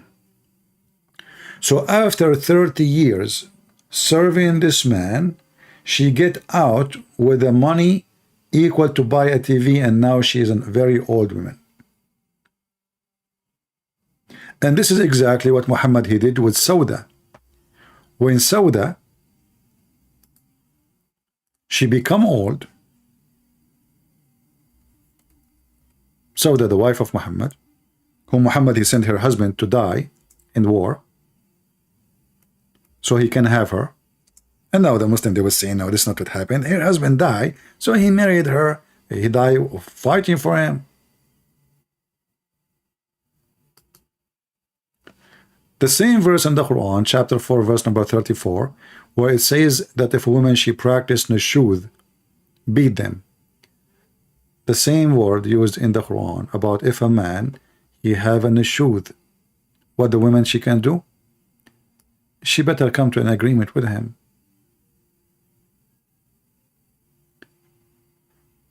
When the poor woman Sauda heard that Muhammad is going to divorce her in such an age,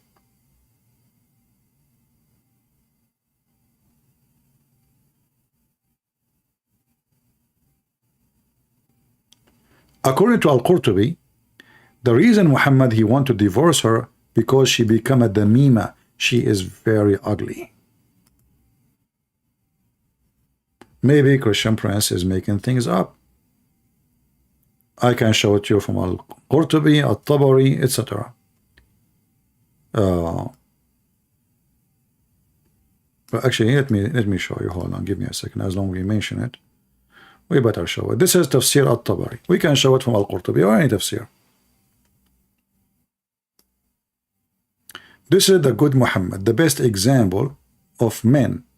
Chapter 4, verse number 124. The book of At-Tabari, interpretation of the Quran, page number, as you see, 99. Here it says, speaking about the case, how that can happen. What is the reason? A man, he don't want his wife no more, you know. He said, well, a man, he might don't like his wife because she becomes so ugly. She is so old. Or even maybe she have a bad behavior. Or maybe she is poor. And she don't want to leave. Because if she left, she is poor.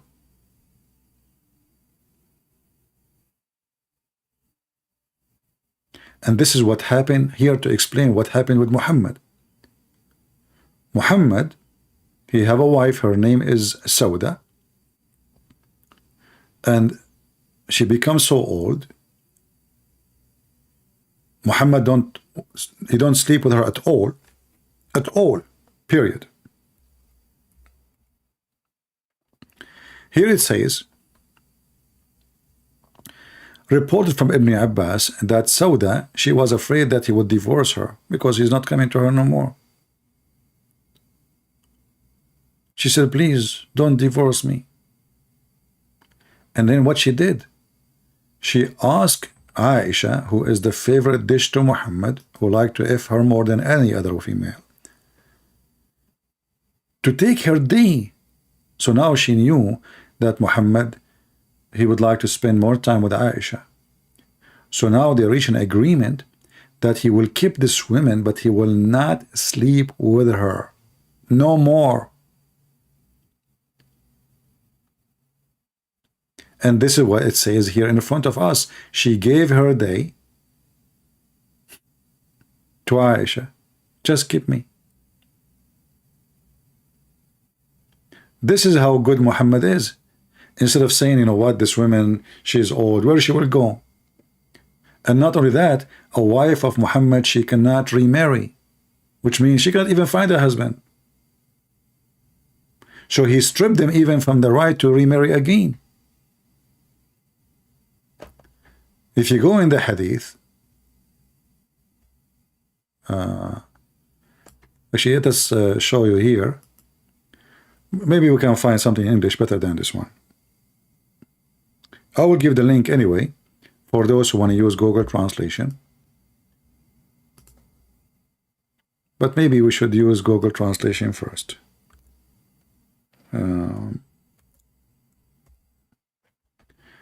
Okay, let's do that first, to show you where it says that she is ugly. You go to number in the page where it says 10575, and then you count in Arabic here, you will count those, and then you will see where I highlighted. You know, she is ugly, she is old, she have a bad behavior, or maybe because she is poor. Let us use Google Translation. Remember 10575.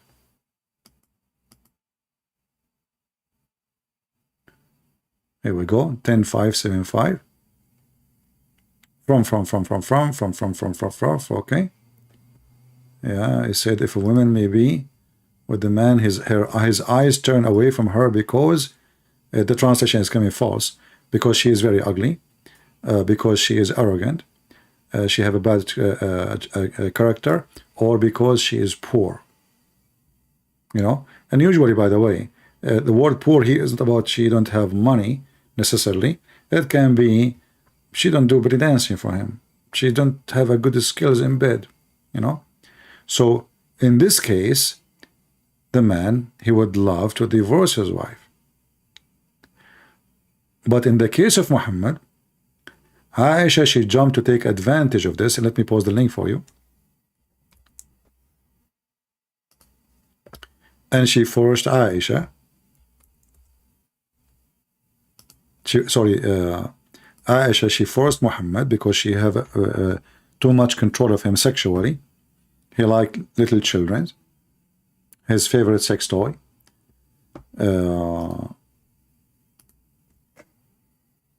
You will find this agreement here.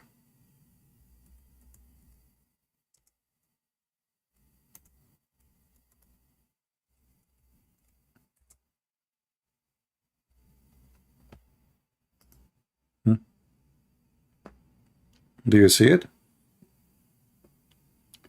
It says even when she become old with no shame. What is the guilt of this woman? In different hadith, actually, it says she become old and heavy and slow. Old and heavy and slow. Muhammad wanna dump her for that reason. She is old. She is not pretty no more. Read it.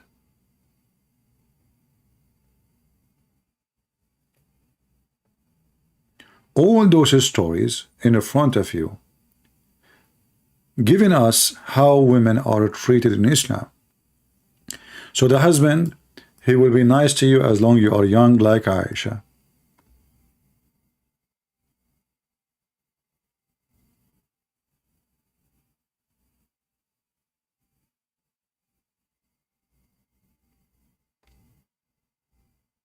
What do? You start kissing his ass. Please keep me. Well, don't throw me in the street. What I will do, please? Where I will go? Okay, take my day and sleep with the other women. You know, I'm not going to ask you for anything. Just let me stay. This is how faith-based religion is.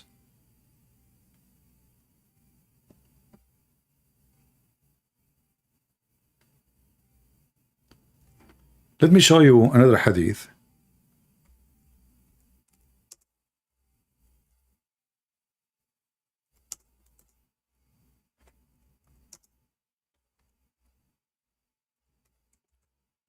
I'm trying to find you where it says that she become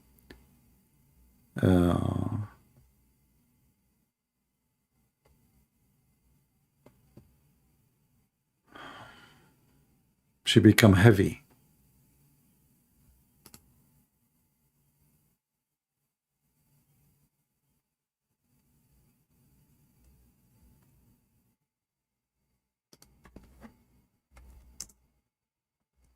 As you know, I don't prepare for what I do, so I search for my reference, you know, right in the spot.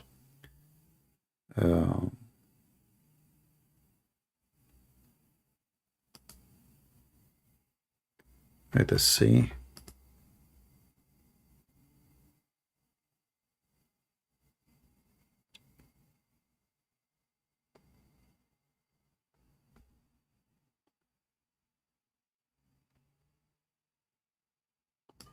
Yeah, even there is some hadith saying that he did really divorce her. But then Aisha, she made him keep her. I cannot find this one here, but I have it in the book of Al-Bayhaqi.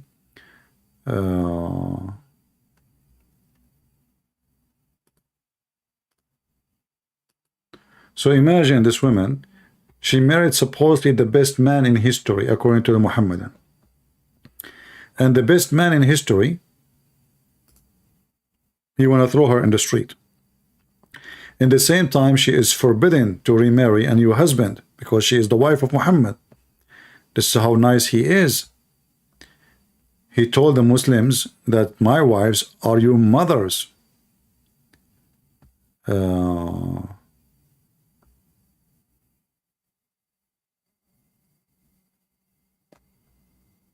I have the reference actually, but I'm trying to find it in an official Islamic website. Let us see. Let us use this one here.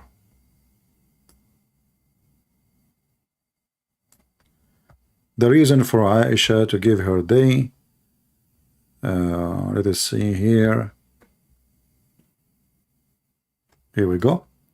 Here it says قال ابن الملقن أنه عليه السلام طلق سودة. From Hisham, from his father, he said in the book of Al-Bayhaqi, he said that he did divorce Sauda. And when he went out to pray, she held his dress. The woman, the wife, she begging him.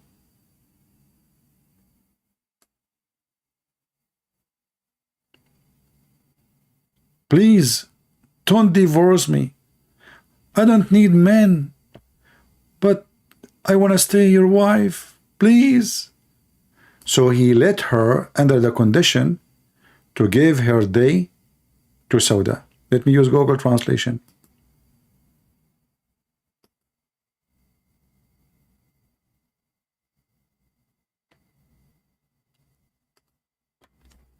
We search for divorce. I'll type in Arabic.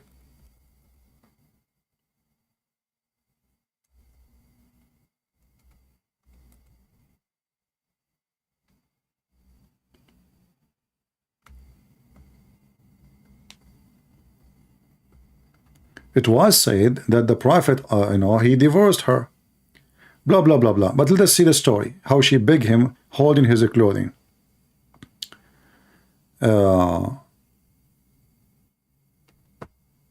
From the narration of Al-Bayhaqi from Hisham, from his father, he said that Allah Messenger, peace be upon him, divorced Sauda, and when he went out to pray, she grabbed him from his garment and she said, I don't need men.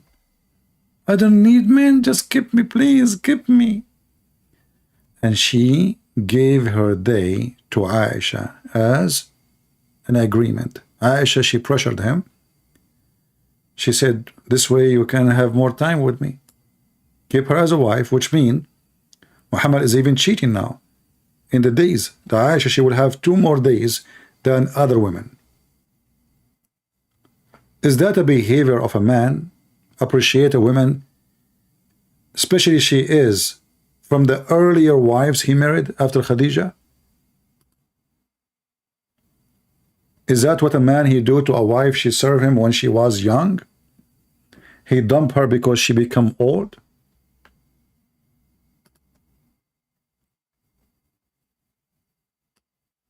And this is the best example of God?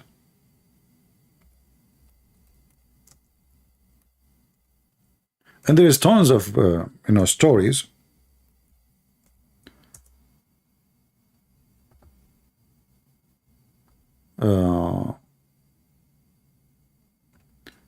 Okay, let me see if I can find the one in Al-Bukhari where it says she becomes slow. She is slow.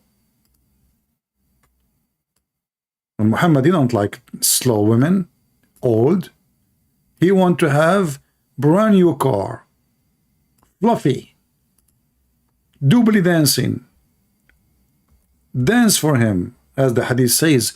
He asked Jabir, why you marry a widow? Why you don't marry a young child? Here we go, we found it. This is Sahih al-Bukhari. It says that Sauda she become slow. She become old and slow.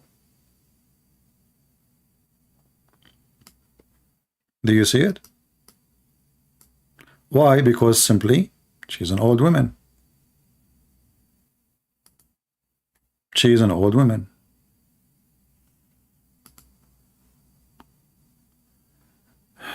Let us see if we can show you more. I mean, this is enough, right?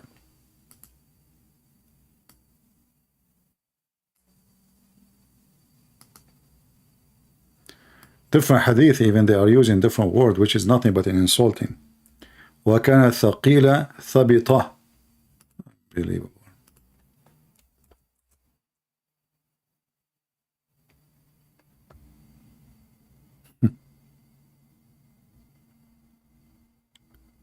So the woman now, she cannot survive by herself.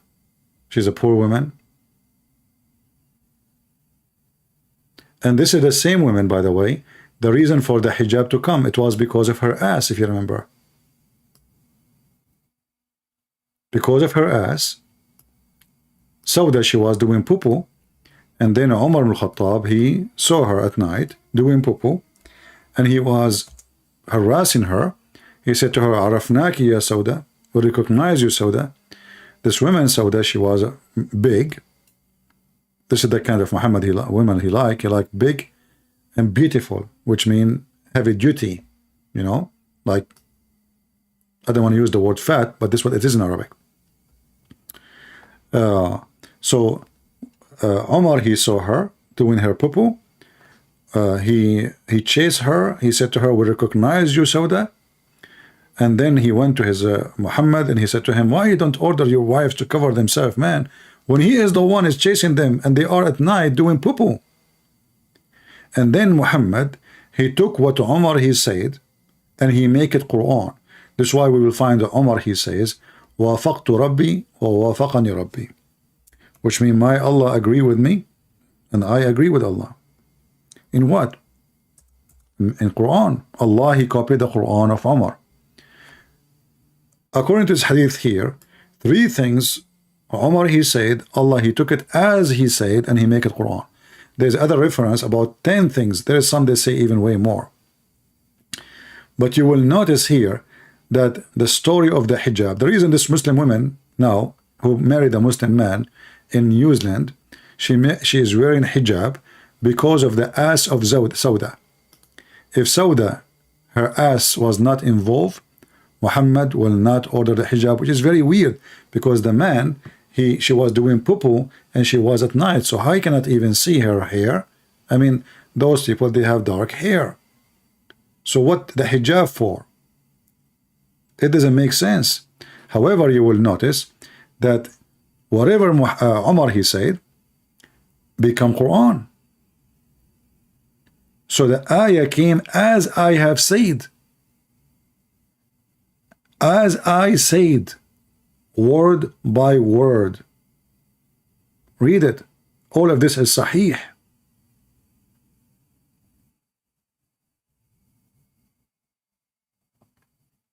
The funny is the Muhammadan, they say, can you make Quran like the Quran? Then we find that Allah copying Umar ibn Khattab. Word by word.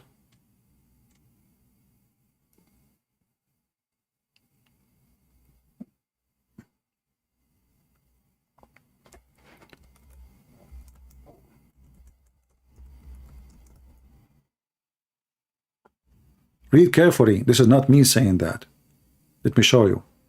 It's not me who's saying that the Quran came down about the hijab as Omar he said. No. Omar said that. So the verse, he's talking about all the list of the verses. They come down the same as I had said, word by word.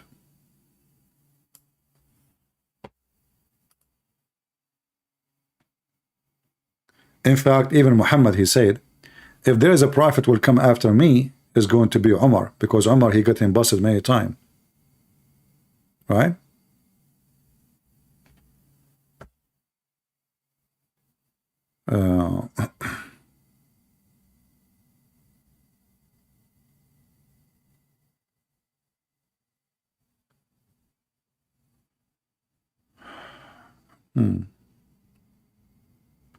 Anyway, do we have any Muhammadan want to have anything, want to say anything to us?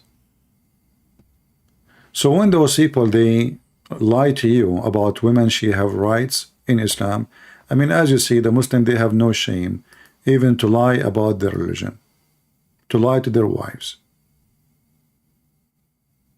They teach it, they preach it, they are proud about it. Even they teach in their TV, official Islamic TV, government TV, how to beat the wife. They are proud of it.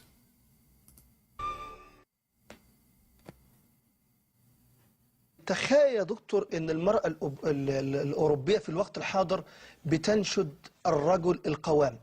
أنا يعني The guy is saying to the sheikh, imagine that women in the West, they are desperate to find a man he is strong. How he is strong?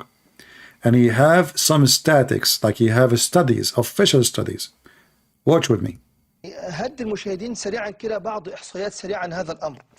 90% من نساء بريطانيا ما بيحبوش يتزوجوا من الرجل الضعيف اللي أول ما تحصل أول مشكلة أو أي 90% of women in England, they don't like to marry a weak man. We want to know what weak man mean. We will find out soon. What weak man is. What is that exactly, weak man? Maybe he cannot carry his wife to bed. Maybe he is coward. What is weak man? Let us see. 90%. The Muslim, they have all the percentage you want. About anything. That's it.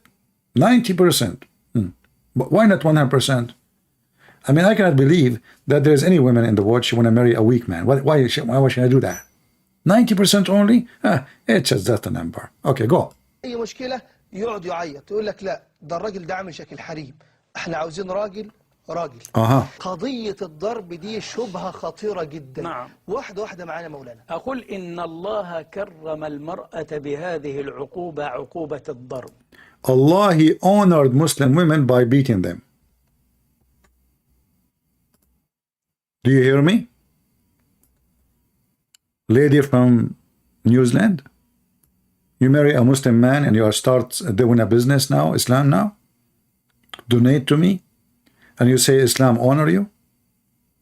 Who is going to believe? You or them? You who converted to Islam 2 years ago after you marry a man, or those sheikhs who they are teaching officially, the one who spend their life studying Islam, who millions of people, they take their opinion and they die for it. You or them?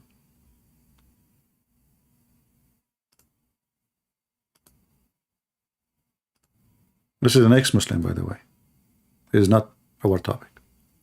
So Allah, he honored Muslim women by beating. Let us be honest. I mean, can you honor a woman more than this? Why those people cannot use their mind and be honest?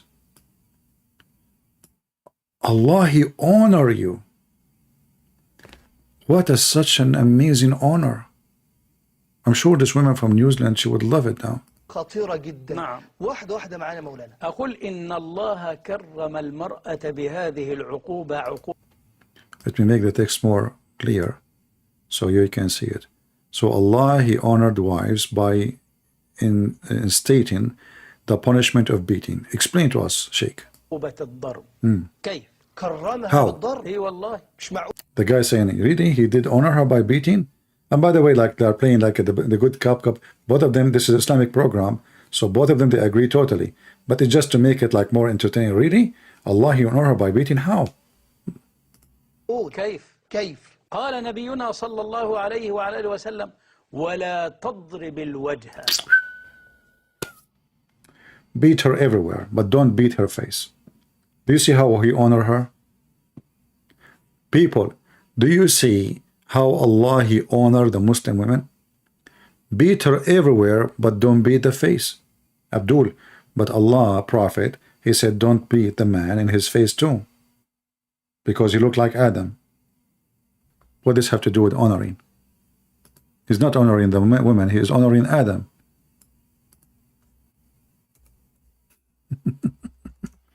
And now you are beating the women, and now you are honoring her. Man, that is really an honor. I mean, look at this. Reported Allah Messenger saying, if any of you fight with, he must avoid the face. Why? Because Allah created Adam in his image. What does this have to do with honoring? So I honor you by beating you in your butt, in your chest, like what Muhammad did. She said, "Haddajani ala sadri." He, you know, he did hit my chest, and I have a bad pain because of it.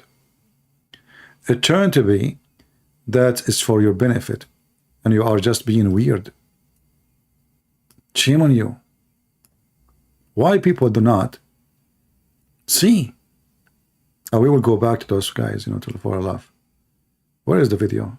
Too many videos I have open in my screen, so I have to jump from one to one. Sorry. الله ولا تقبح شوف كرمها إن ضربها لا يضربها على وجهها حتى وهو يضربها لا يسبها ولا. Even when he beat her, he should not curse her. This is the ethic of a Muslim man. You beat her, yes. You made her skin blue, green from beating, yes. But don't curse her. And don't hit her face. We honored women. And this woman from New Zealand, she said that Islam protect women. Protect women from who?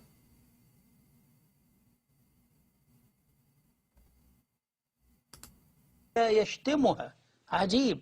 إذن هو يضرب للتأديب وإذا ضرب لا يزيد عن 10 وإذا ضرب لا يكسر عظما ولا. If he beat her, he don't break bones. I mean, do you see, guys? You don't beat your wife until you break her bones. You stop. Don't break bones. We have rules. No bones breaking.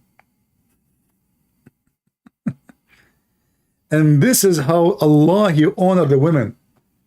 But the liar, they say to us that in Islam we beat them by toothbrush. Now we are talking about not to break bones.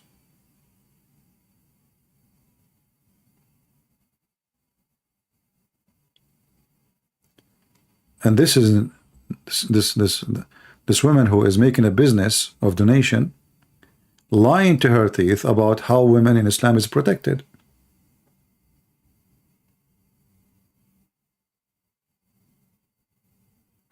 If there is any Muhammadan can say I'm lying, as you see, I'm showing you your cleric.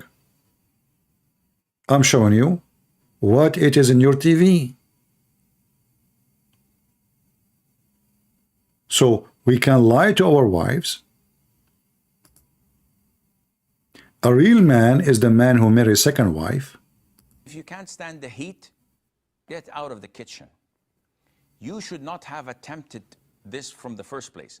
If you are not a man enough to get married to a second woman, don't even dream about it. A real man, a man enough is the one who gets second and third and fourth. A real man is the one who beat his wife. A real man is the one who, when she got old, he dumped her like Muhammad did.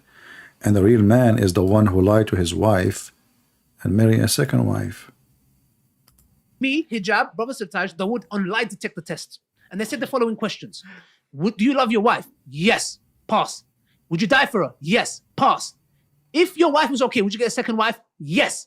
Pass. There is not a conflict between a man loving his wife and a man wanting to be polygamous. I agree. There is no conflict. And then he asked him about if he can lie. He said, yes, you can lie for sure.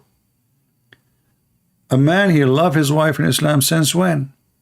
If you love your wife, you don't marry a second wife. You love all your wives?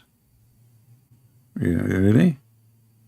Let us go and see if Muhammad loved his wife. Do Muhammad love his wives? And they got, you know, and the funny is, they got 4 women in the age of a grandmother, yet none of them in the age of Aisha. But I thought the Prophet, he married Aisha at the age of 6 and she was mature. And even Mimi Hijab, he confirmed that yes, in Islam, even the chapter of Al-Talaq speak about divorcing children's. Why you don't invite girls at the age of 6? Who are those? Those are women now? Those are grandmother in Islam.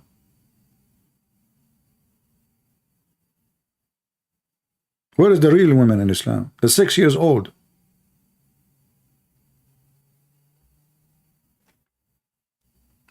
And then the Muslim women, because Islam protect women, they are talking about protect women, not men. They are talking about the amazing teaching of Allah. Is that you, yeah? And possibly if we're talking about secret second wife, if my husband has gone behind my back, that to me is cheating. Even if it is Islamically correct. Feminist sisters who even if it is Islamically correct.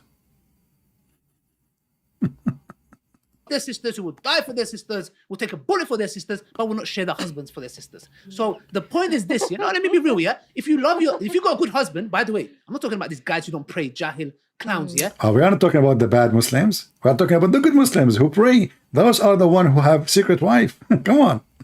Who don't pray, who oppress their wives. A good man who practices.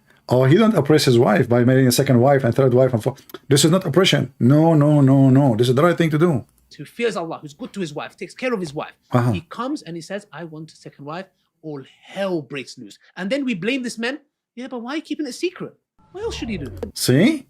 You blame the man for doing a secret wife? Huh? I thought Muslim women are happy women. It turned to be that Muslim women don't like to get a new This is a test to see how Allah is testing her, to see how she responds. Yeah. It turned to be this is a test from Allah. The man, he want to have sex with other women. Allah want to see your reaction. If you are a good woman, you say to him, husband, go and F more. Husband, come on. Do you want to find your son? Allah is testing them.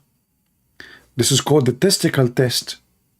That's, if she decides to do the opposite, which is, throw the divorce card or throw this card, then ultimately she's falling into the act of disobedience.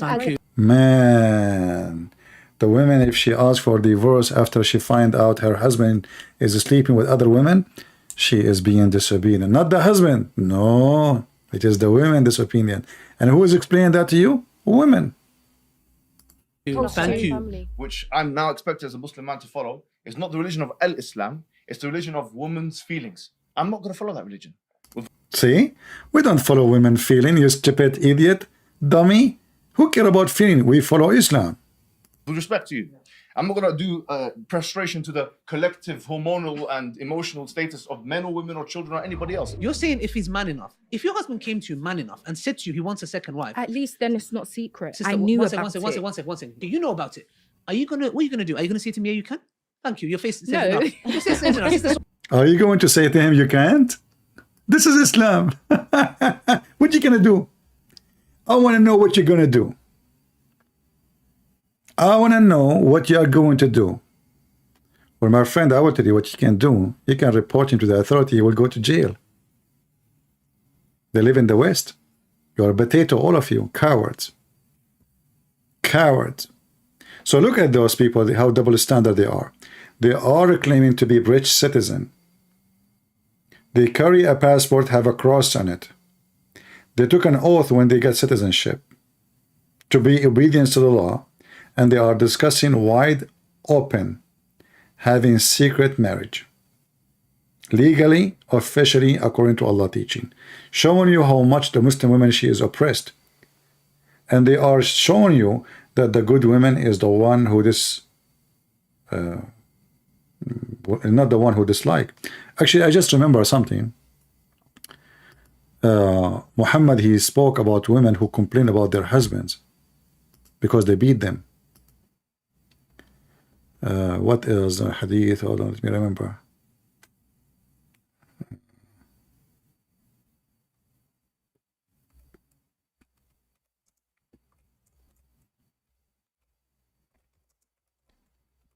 Let us see.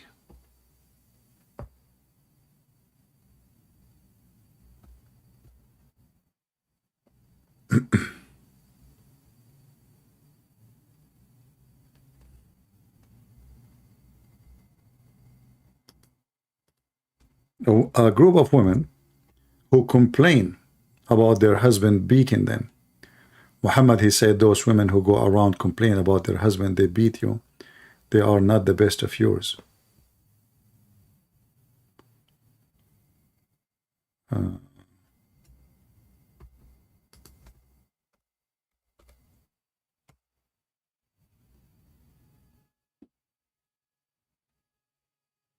Let us see.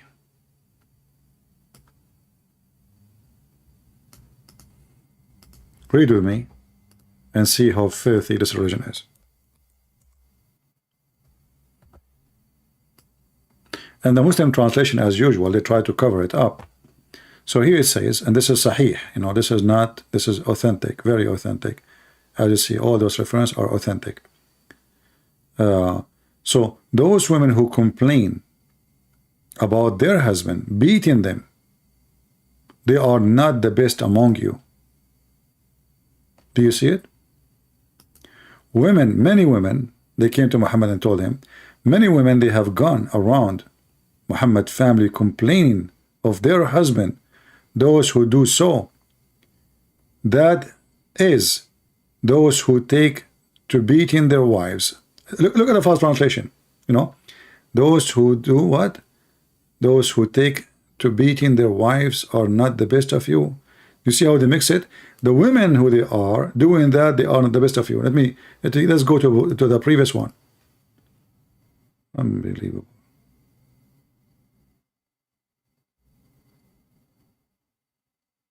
See? Look. You see the other translation, how they lie? So I said, many women have gone around Muhammad's family complaining against their husband. They are not the best among you. Who? The women.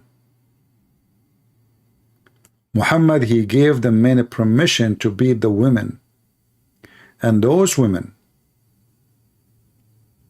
who go around complaining about their husband beating them, they are not the best of you. And this is authentic. This is Islam.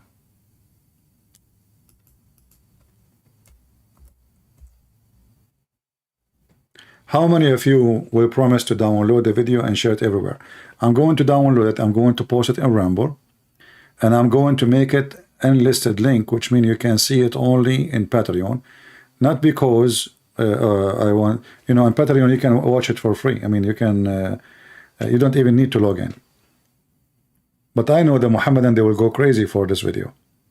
So we will download it. We will post it around. You can go to Patreon, click at the link and download it. And I will take the same video and post it in my account in Rumble, which I start loading. I have only 2 videos there. All right. And as you see, not a single Muslim he dare to call us. Do you know why?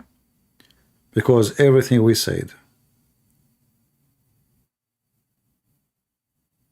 is true.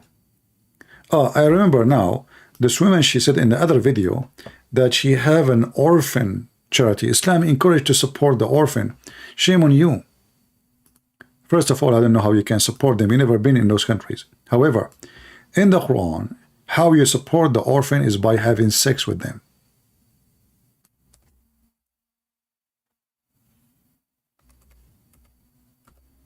Have you ever heard of faith in religion like this?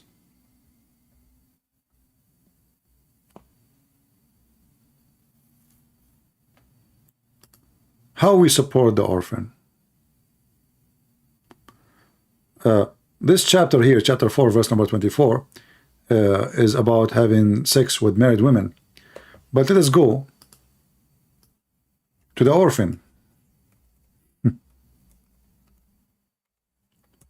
It turned to be that if you want to be nice to the orphan, you have to F the orphan. Chapter 4, verse number 3.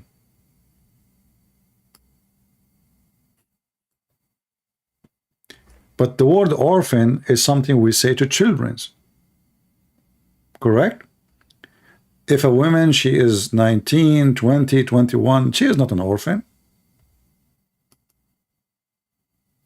Do we agree? The word orphan is for someone is a child. So how in Islam we support orphan? Read carefully. If you fear that you will not act justly toward the orphan, well, there is nothing there about marriage. What, read carefully.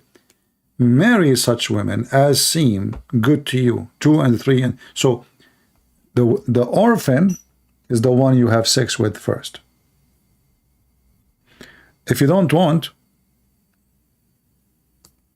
go and F women 2 and 3 and 4. If we go to chapter 65, verse number 4, that chapter is speaking about divorcing children. Actually, the verse itself, the chapter itself, is a chapter of divorce. Children who never had their period because they are too young.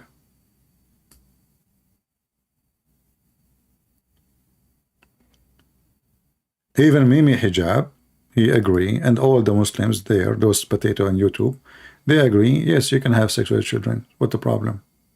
What is the problem? What's your problem? What is your problem?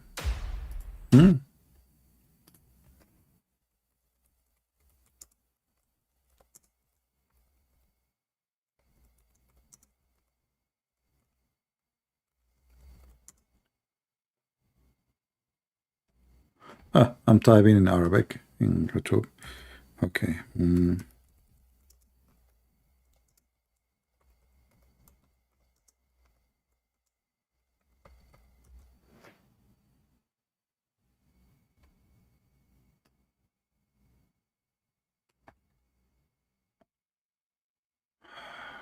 Let us see.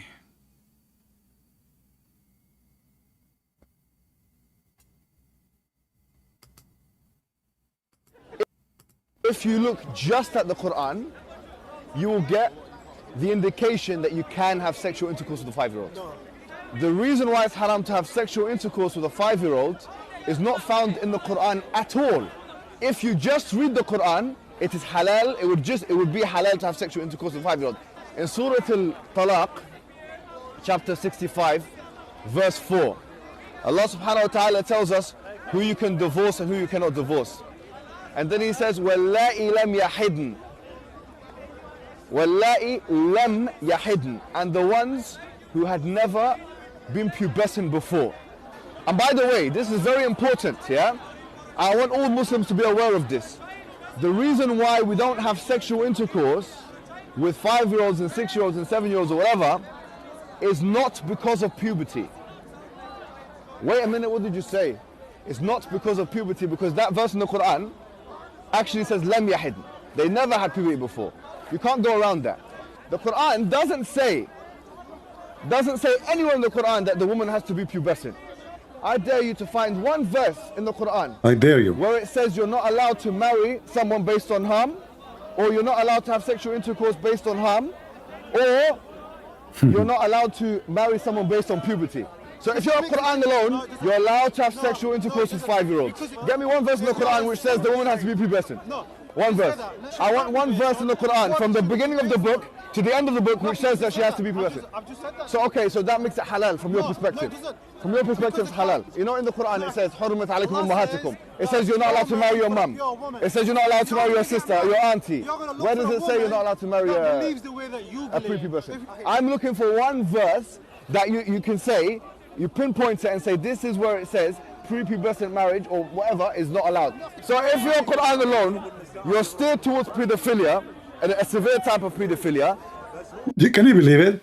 He just admitted that if you have sex with the children, you are a pedophile. If you read the Quran alone, you're a pedophile. Okay, we follow the hadith. Isn't it your prophet, he married Aisha at the age of 6? He mentioned that there is nowhere it says you cannot marry someone she is 5. Does it make a difference between 5 and 6? We showed you that how Muhammad, how Aisha, her mother, she was feeding her like a goat so she can gain weight. And this is stupid women trying to fool women in her countries and around the world that Islam is an amazing religion. Here, we don't compromise. We share the truth and the truth only. And the truth will set you free. The Lord, He says that who is the father of all lies? Who is the father of all lies? The devil. They lie. They lie to their teeth. Islam without lies dies. And this is why we see an avalanche. You see those Muhammadan, even the one who disagree with us and they fight against us, etc., slowly, slowly, slowly, they will end leaving the garbage of Muhammad. In the beginning, they will be stubborn, they will be angry, they will be aggressive, but they will notice, you know what, he is putting the reference in front of us. We have even videos of their own explain how having sex with the children is right. We have their own words saying this is a pedophile act. The Quran teaches nothing but to be pedophile. And what Mimi Hijab trying to say to you, the girl, she have to be able to be ifed, excuse my language. It's not the age. It's not the age.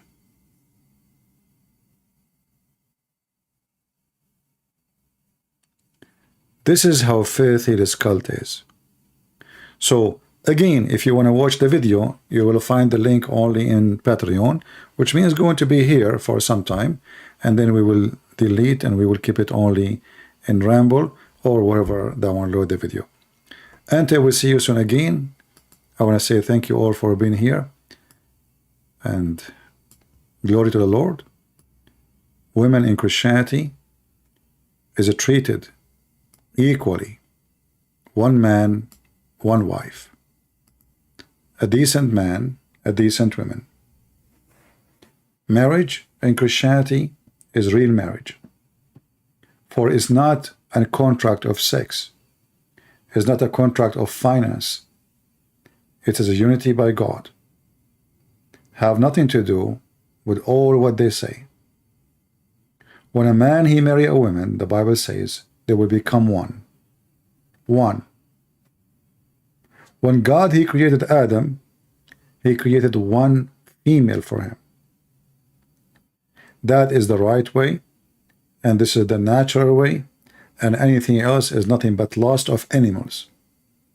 Lust of animals. Animal, he jumped from a female to female. If other male came, the one who is more strong, he will take, he will dominate. That is not us. We are a human, we are not animals, and we refuse to be animals. Muhammad, he wants you to be an animal, treating your wife as an animal. She's just a goat. Her job is just to take off her panty and give you babies and cook for you. And one day you don't like her, you divorce her, or even keep her. Just another woman without her, because she is nobody. She is nobody. She's just a maid in the house. If she got old, you throw her away.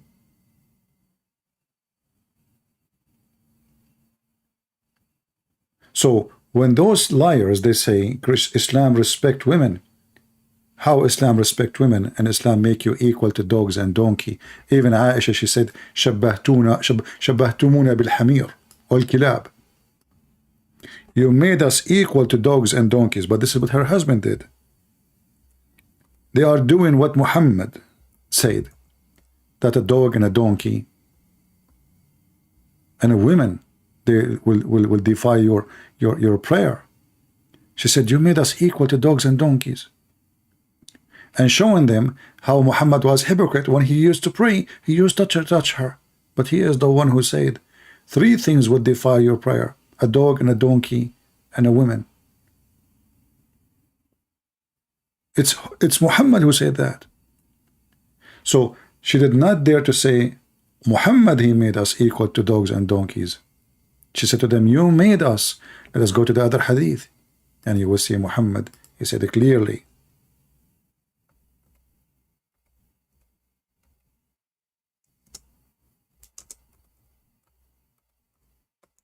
Dog and a donkey and a woman.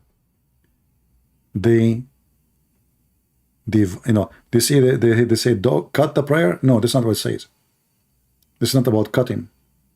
It's about making your prayer invalid. Read carefully.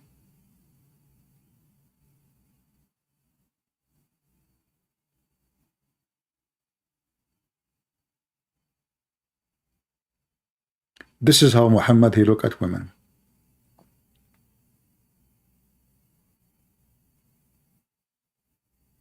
And the funny is, Aisha, she sleep her legs open in front of Muhammad, and Muhammad praying between her legs. But yet he said to them, to the Muslims, women are equal to dogs and donkeys, and they will defy your prayer.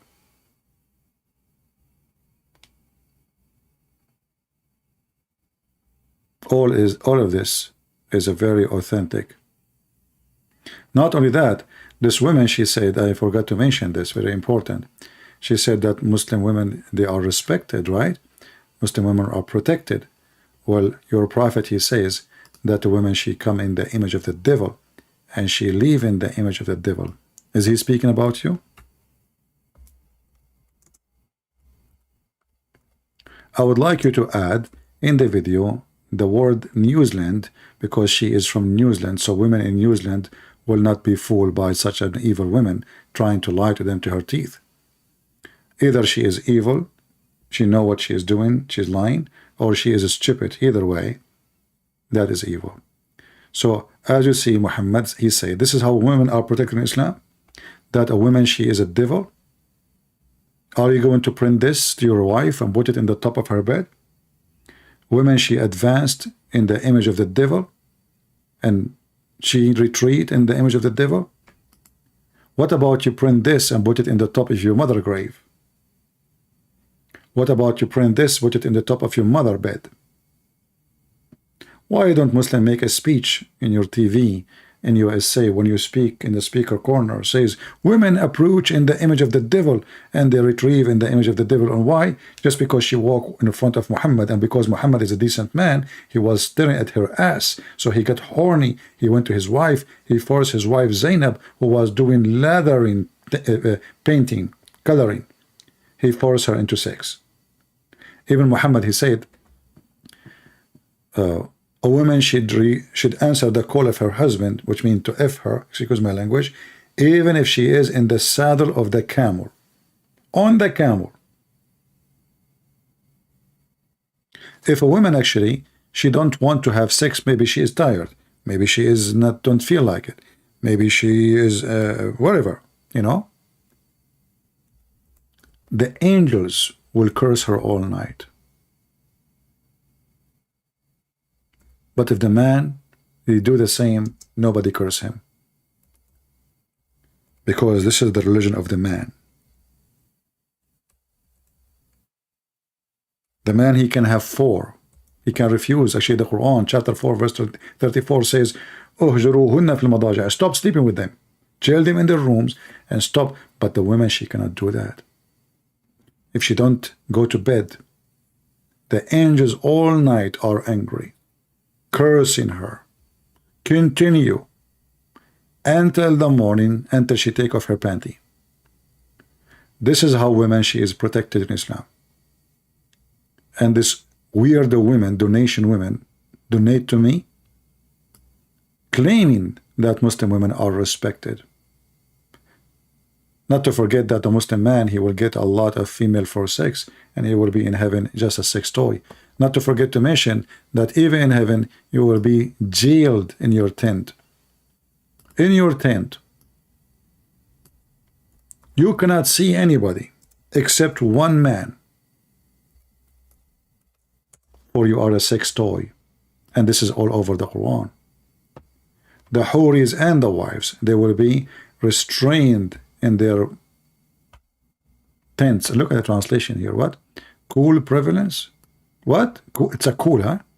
It's a cool. Okay. Very cool. Yeah. Look like the Muslim, they copy from each other the translation.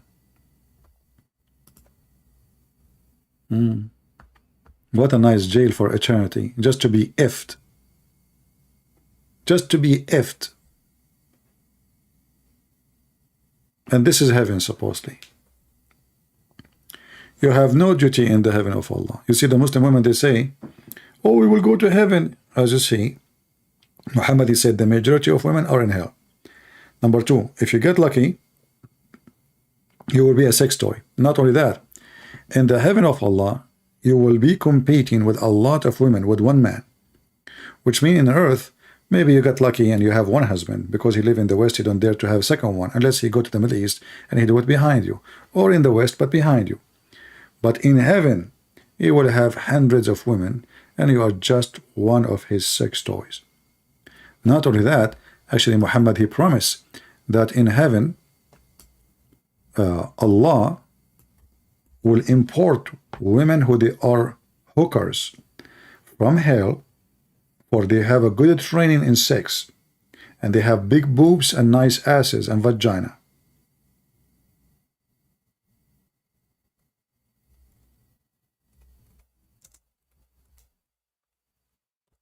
He will import them from hell.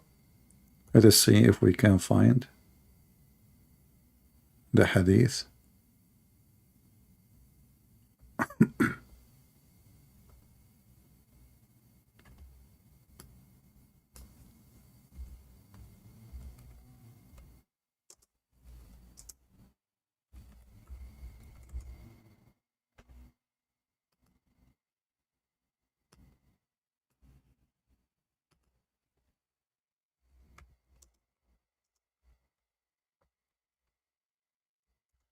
See, like each time when I go, we remember to mention something, you know. Yeah. So Allah will import to a Muslim man. This is the bad Muslim man, not the good one. The good one will get way more. 70 women. This is for the bad man, the bad one only. So it says here, Muhammad swear by Allah that Allah will admit to paradise. Allah will marry him to 72 wives. 2 from the Houris and 70 from the inheritance of the people of hell. Here you ask yourself, where is the female, the Muslim women, to be the wife? Focus with me. Allah will give him how many women? 72, correct? Okay. 2 women, they are the virgins, the Hur. 70, they are from hell. So where is this woman from New Zealand will be?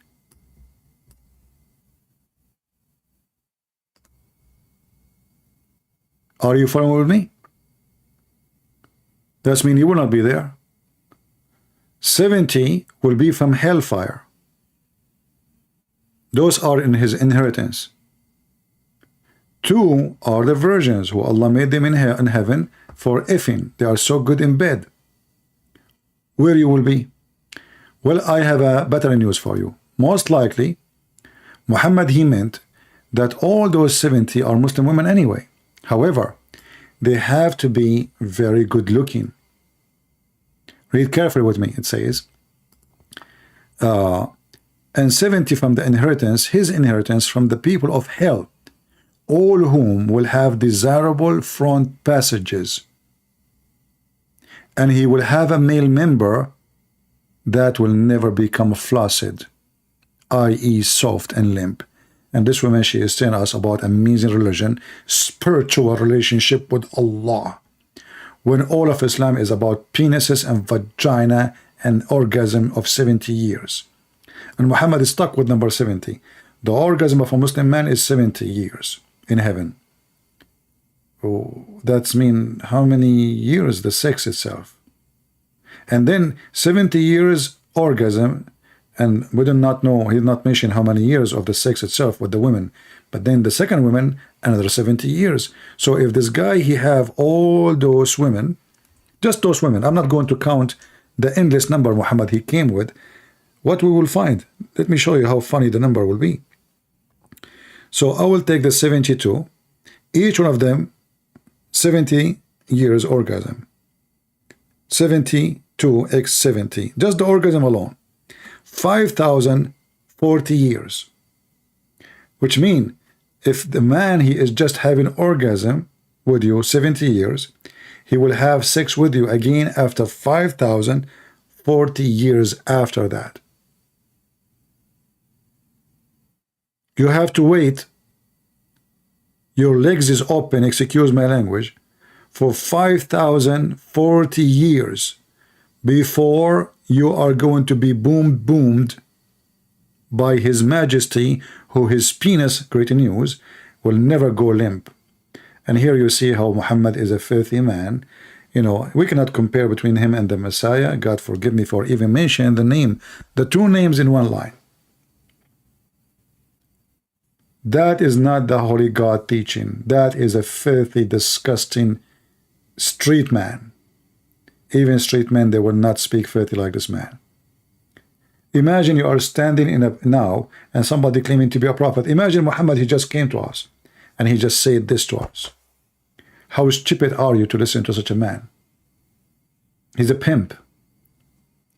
They call him holy. They worship him. They die for him. They kill for him, for he is satanic. Satan always uses money and sex to control the mind of many. Any tools, which all of it is about physical.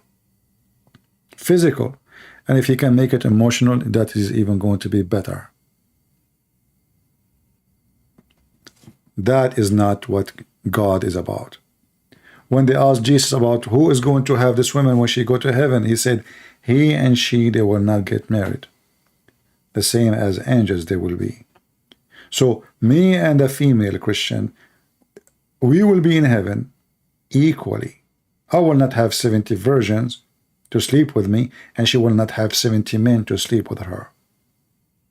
We will be without needs. When the Messiah, he said the same as angels, did you think about it? What does that mean?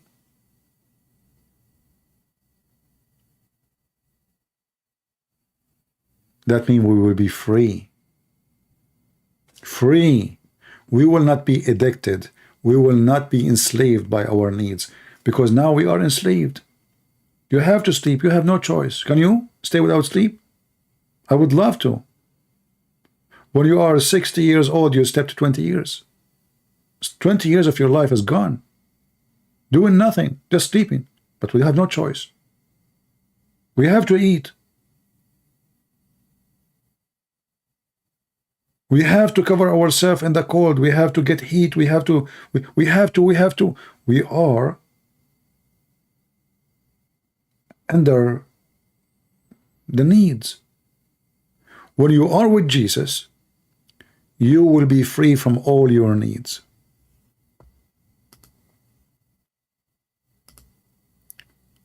In heaven with the Messiah, you will not get married.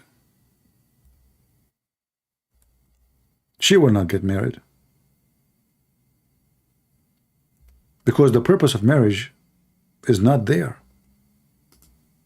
The purpose of marriage and sex is to reproduce.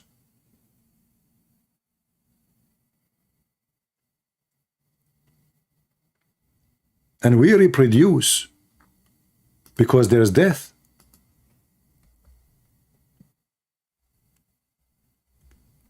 I don't want to turn it now to make it about the Bible now, but this is the reason we reproduce. Death, take one, take the father, children, they will continue. But now we are in heaven.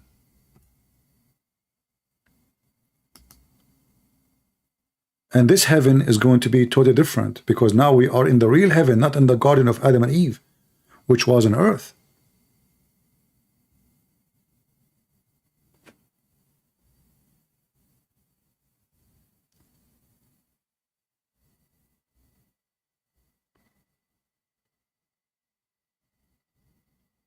We cannot compare between the faith of Muhammad and the love of the Messiah. No man can claim that he chose the Messiah because it gave him a privilege. Somebody will say to you, well, Christianity gave the man, he is the leader of the house. Well, that is the leader of the house, for he have responsibility, not because he is God of the women. Muhammad, he said, if you want to ask a woman to do something, to worship somebody, is to worship her husband. He made the husband God.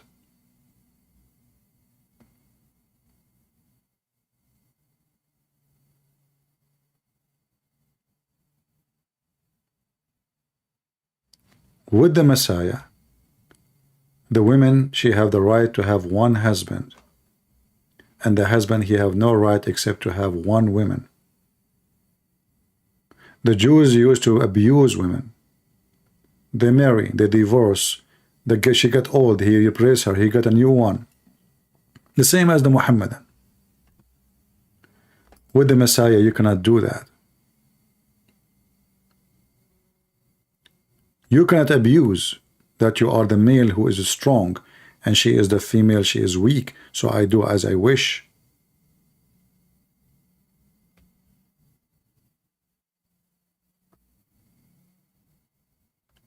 With Muhammad, this is the religion of the privilege of the man. For everything is made for the man and by the man, not the opposite. I have many women who left Islam speaking to me, as you know.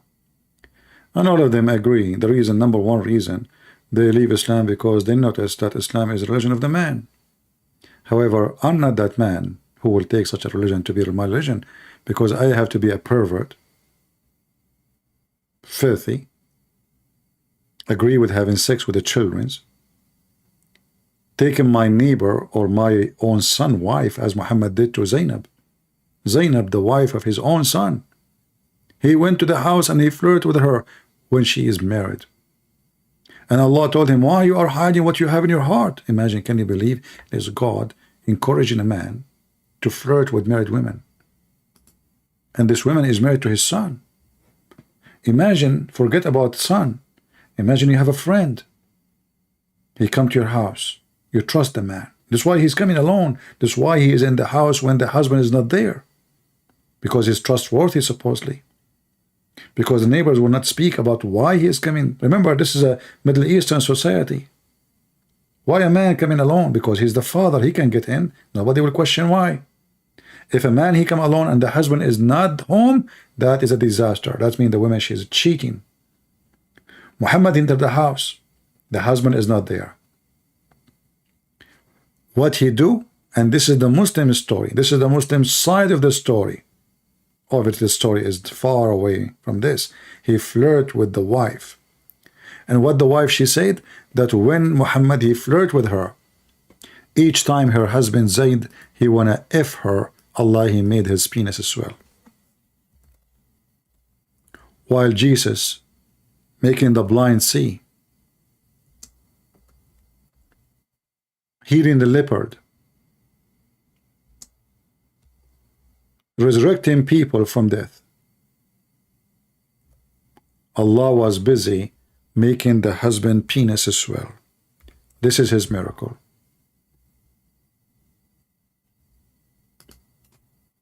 When first time I saw this, I mean, you are learning, you know, as a child. You learn. And then I did not understand what تورم منه ذلك? What do you mean? Imagine the filthy wife claiming that she have a God, and now because he don't want the husband to sleep with her, because his father, he wanna F her, this God, he is now looking at the penis of Zayd, and he, each time he tried to get close to her, he made his penis swell. This is tafsir. This is not our books. This is not our books. This is a chapter of Al-Ahzab, verse number 37. Page number 423. Al-Qurtubi, the official government website of the Kingdom of Saudi Arabia. Each time the husband, he wanna F his wife, Allah, he made his penis swell. Use Google Translation. Let me post for you the link. This is a religion made only designed for the penis of Muhammad. And then Muhammad, he used the penis of the men around him to give them more privilege, but for sure not like his privilege. So he make a penis god religion. In Japan, they make a penis, big penis, and they walk behind it, a festival. In Islam, the penis is Muhammad. And I find it astonishing that this is what they say about what happened in their books. This is not the books of the enemies. This is not books written about Muhammad by Christian Prince. This is what is written by the Muslims after they took off all the bad things about Muhammad.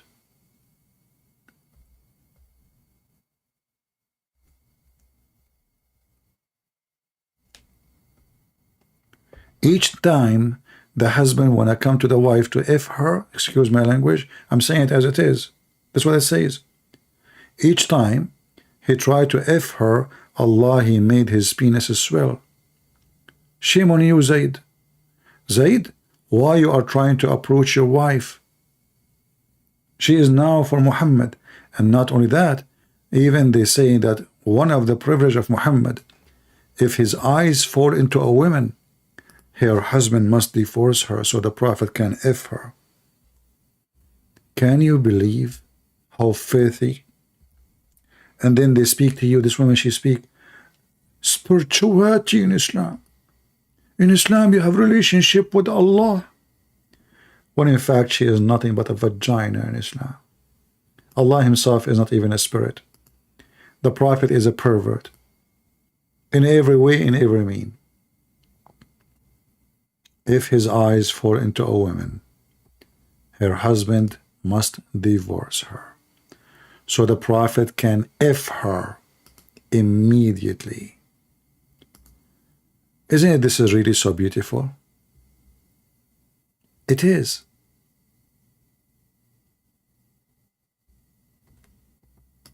Allah, he cared for Prophet Muhammad. So he said to himself, well, you know what? What if Muhammad visiting one of his friends or walking in the street and he saw a woman he liked?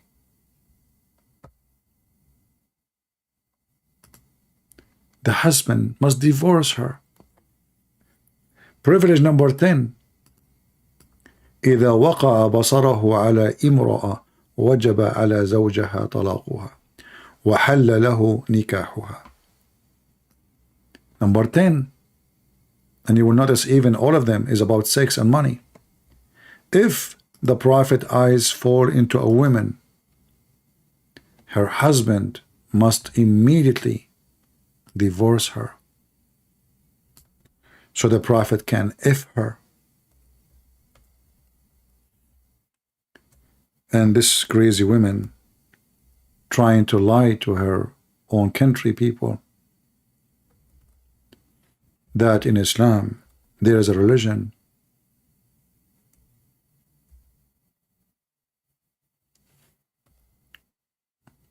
where is the number 10? I'm trying to find it.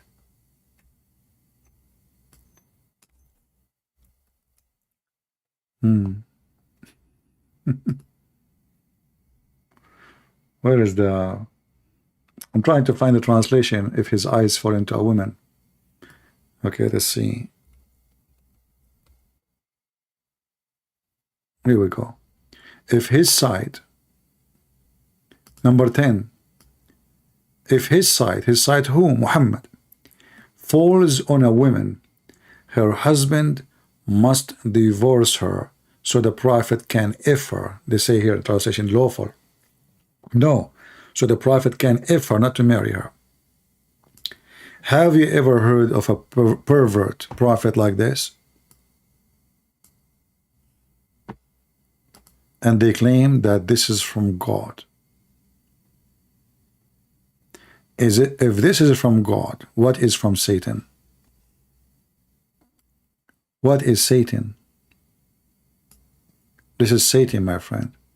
This is not from God. Period. No man will respect any man. He go to his friend or anyone he knew, or he see this is a gang behavior. Because you are a gang, you're a holako. You're Genghis Khan. You like the women, you take the whole tribe if you want. You're unjust. You're a criminal. In which right you take the wife of a man? Just because your eyes fall on her and you like her. How you can justify that? Well, no problem. There's no need to justify. He's a prophet of Allah. And that give his penis all the privilege. For this is a penis God. The penis Muhammad and the penis Allah and the penis book is all about penises. And how to obey Mr. Penis. Everything is made for him, Muhammad, and for his penis. This is the truth. And the Lord, He'll always say to us, read the books, search for the truth, look for it, and the truth will set you free. And the Lord, He says, I am the truth, not this filthy Muhammad. So those females who they marry a Muslim man and they try to sell you Islam and to make money from business in YouTube and donation, we are here to expose their lies so they will not be able to deceive your daughters. If you care for your wife, you care for your daughter, young, share with them. Don't be a fool.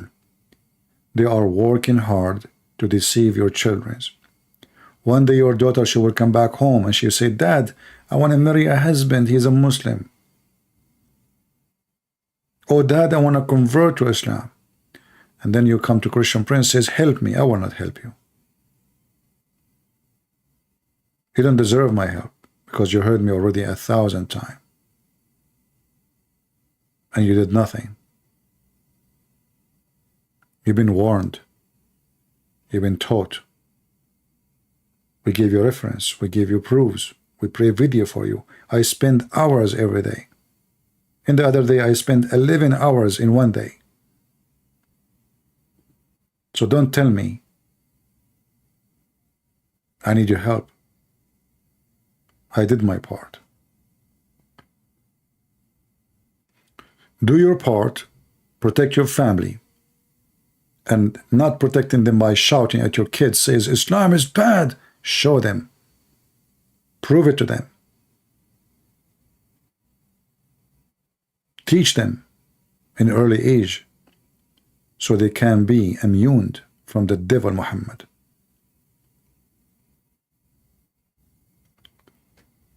So I want to say thank you, and until I see you again, this is your brother Christian Prince who was serving you humbly for today. God bless.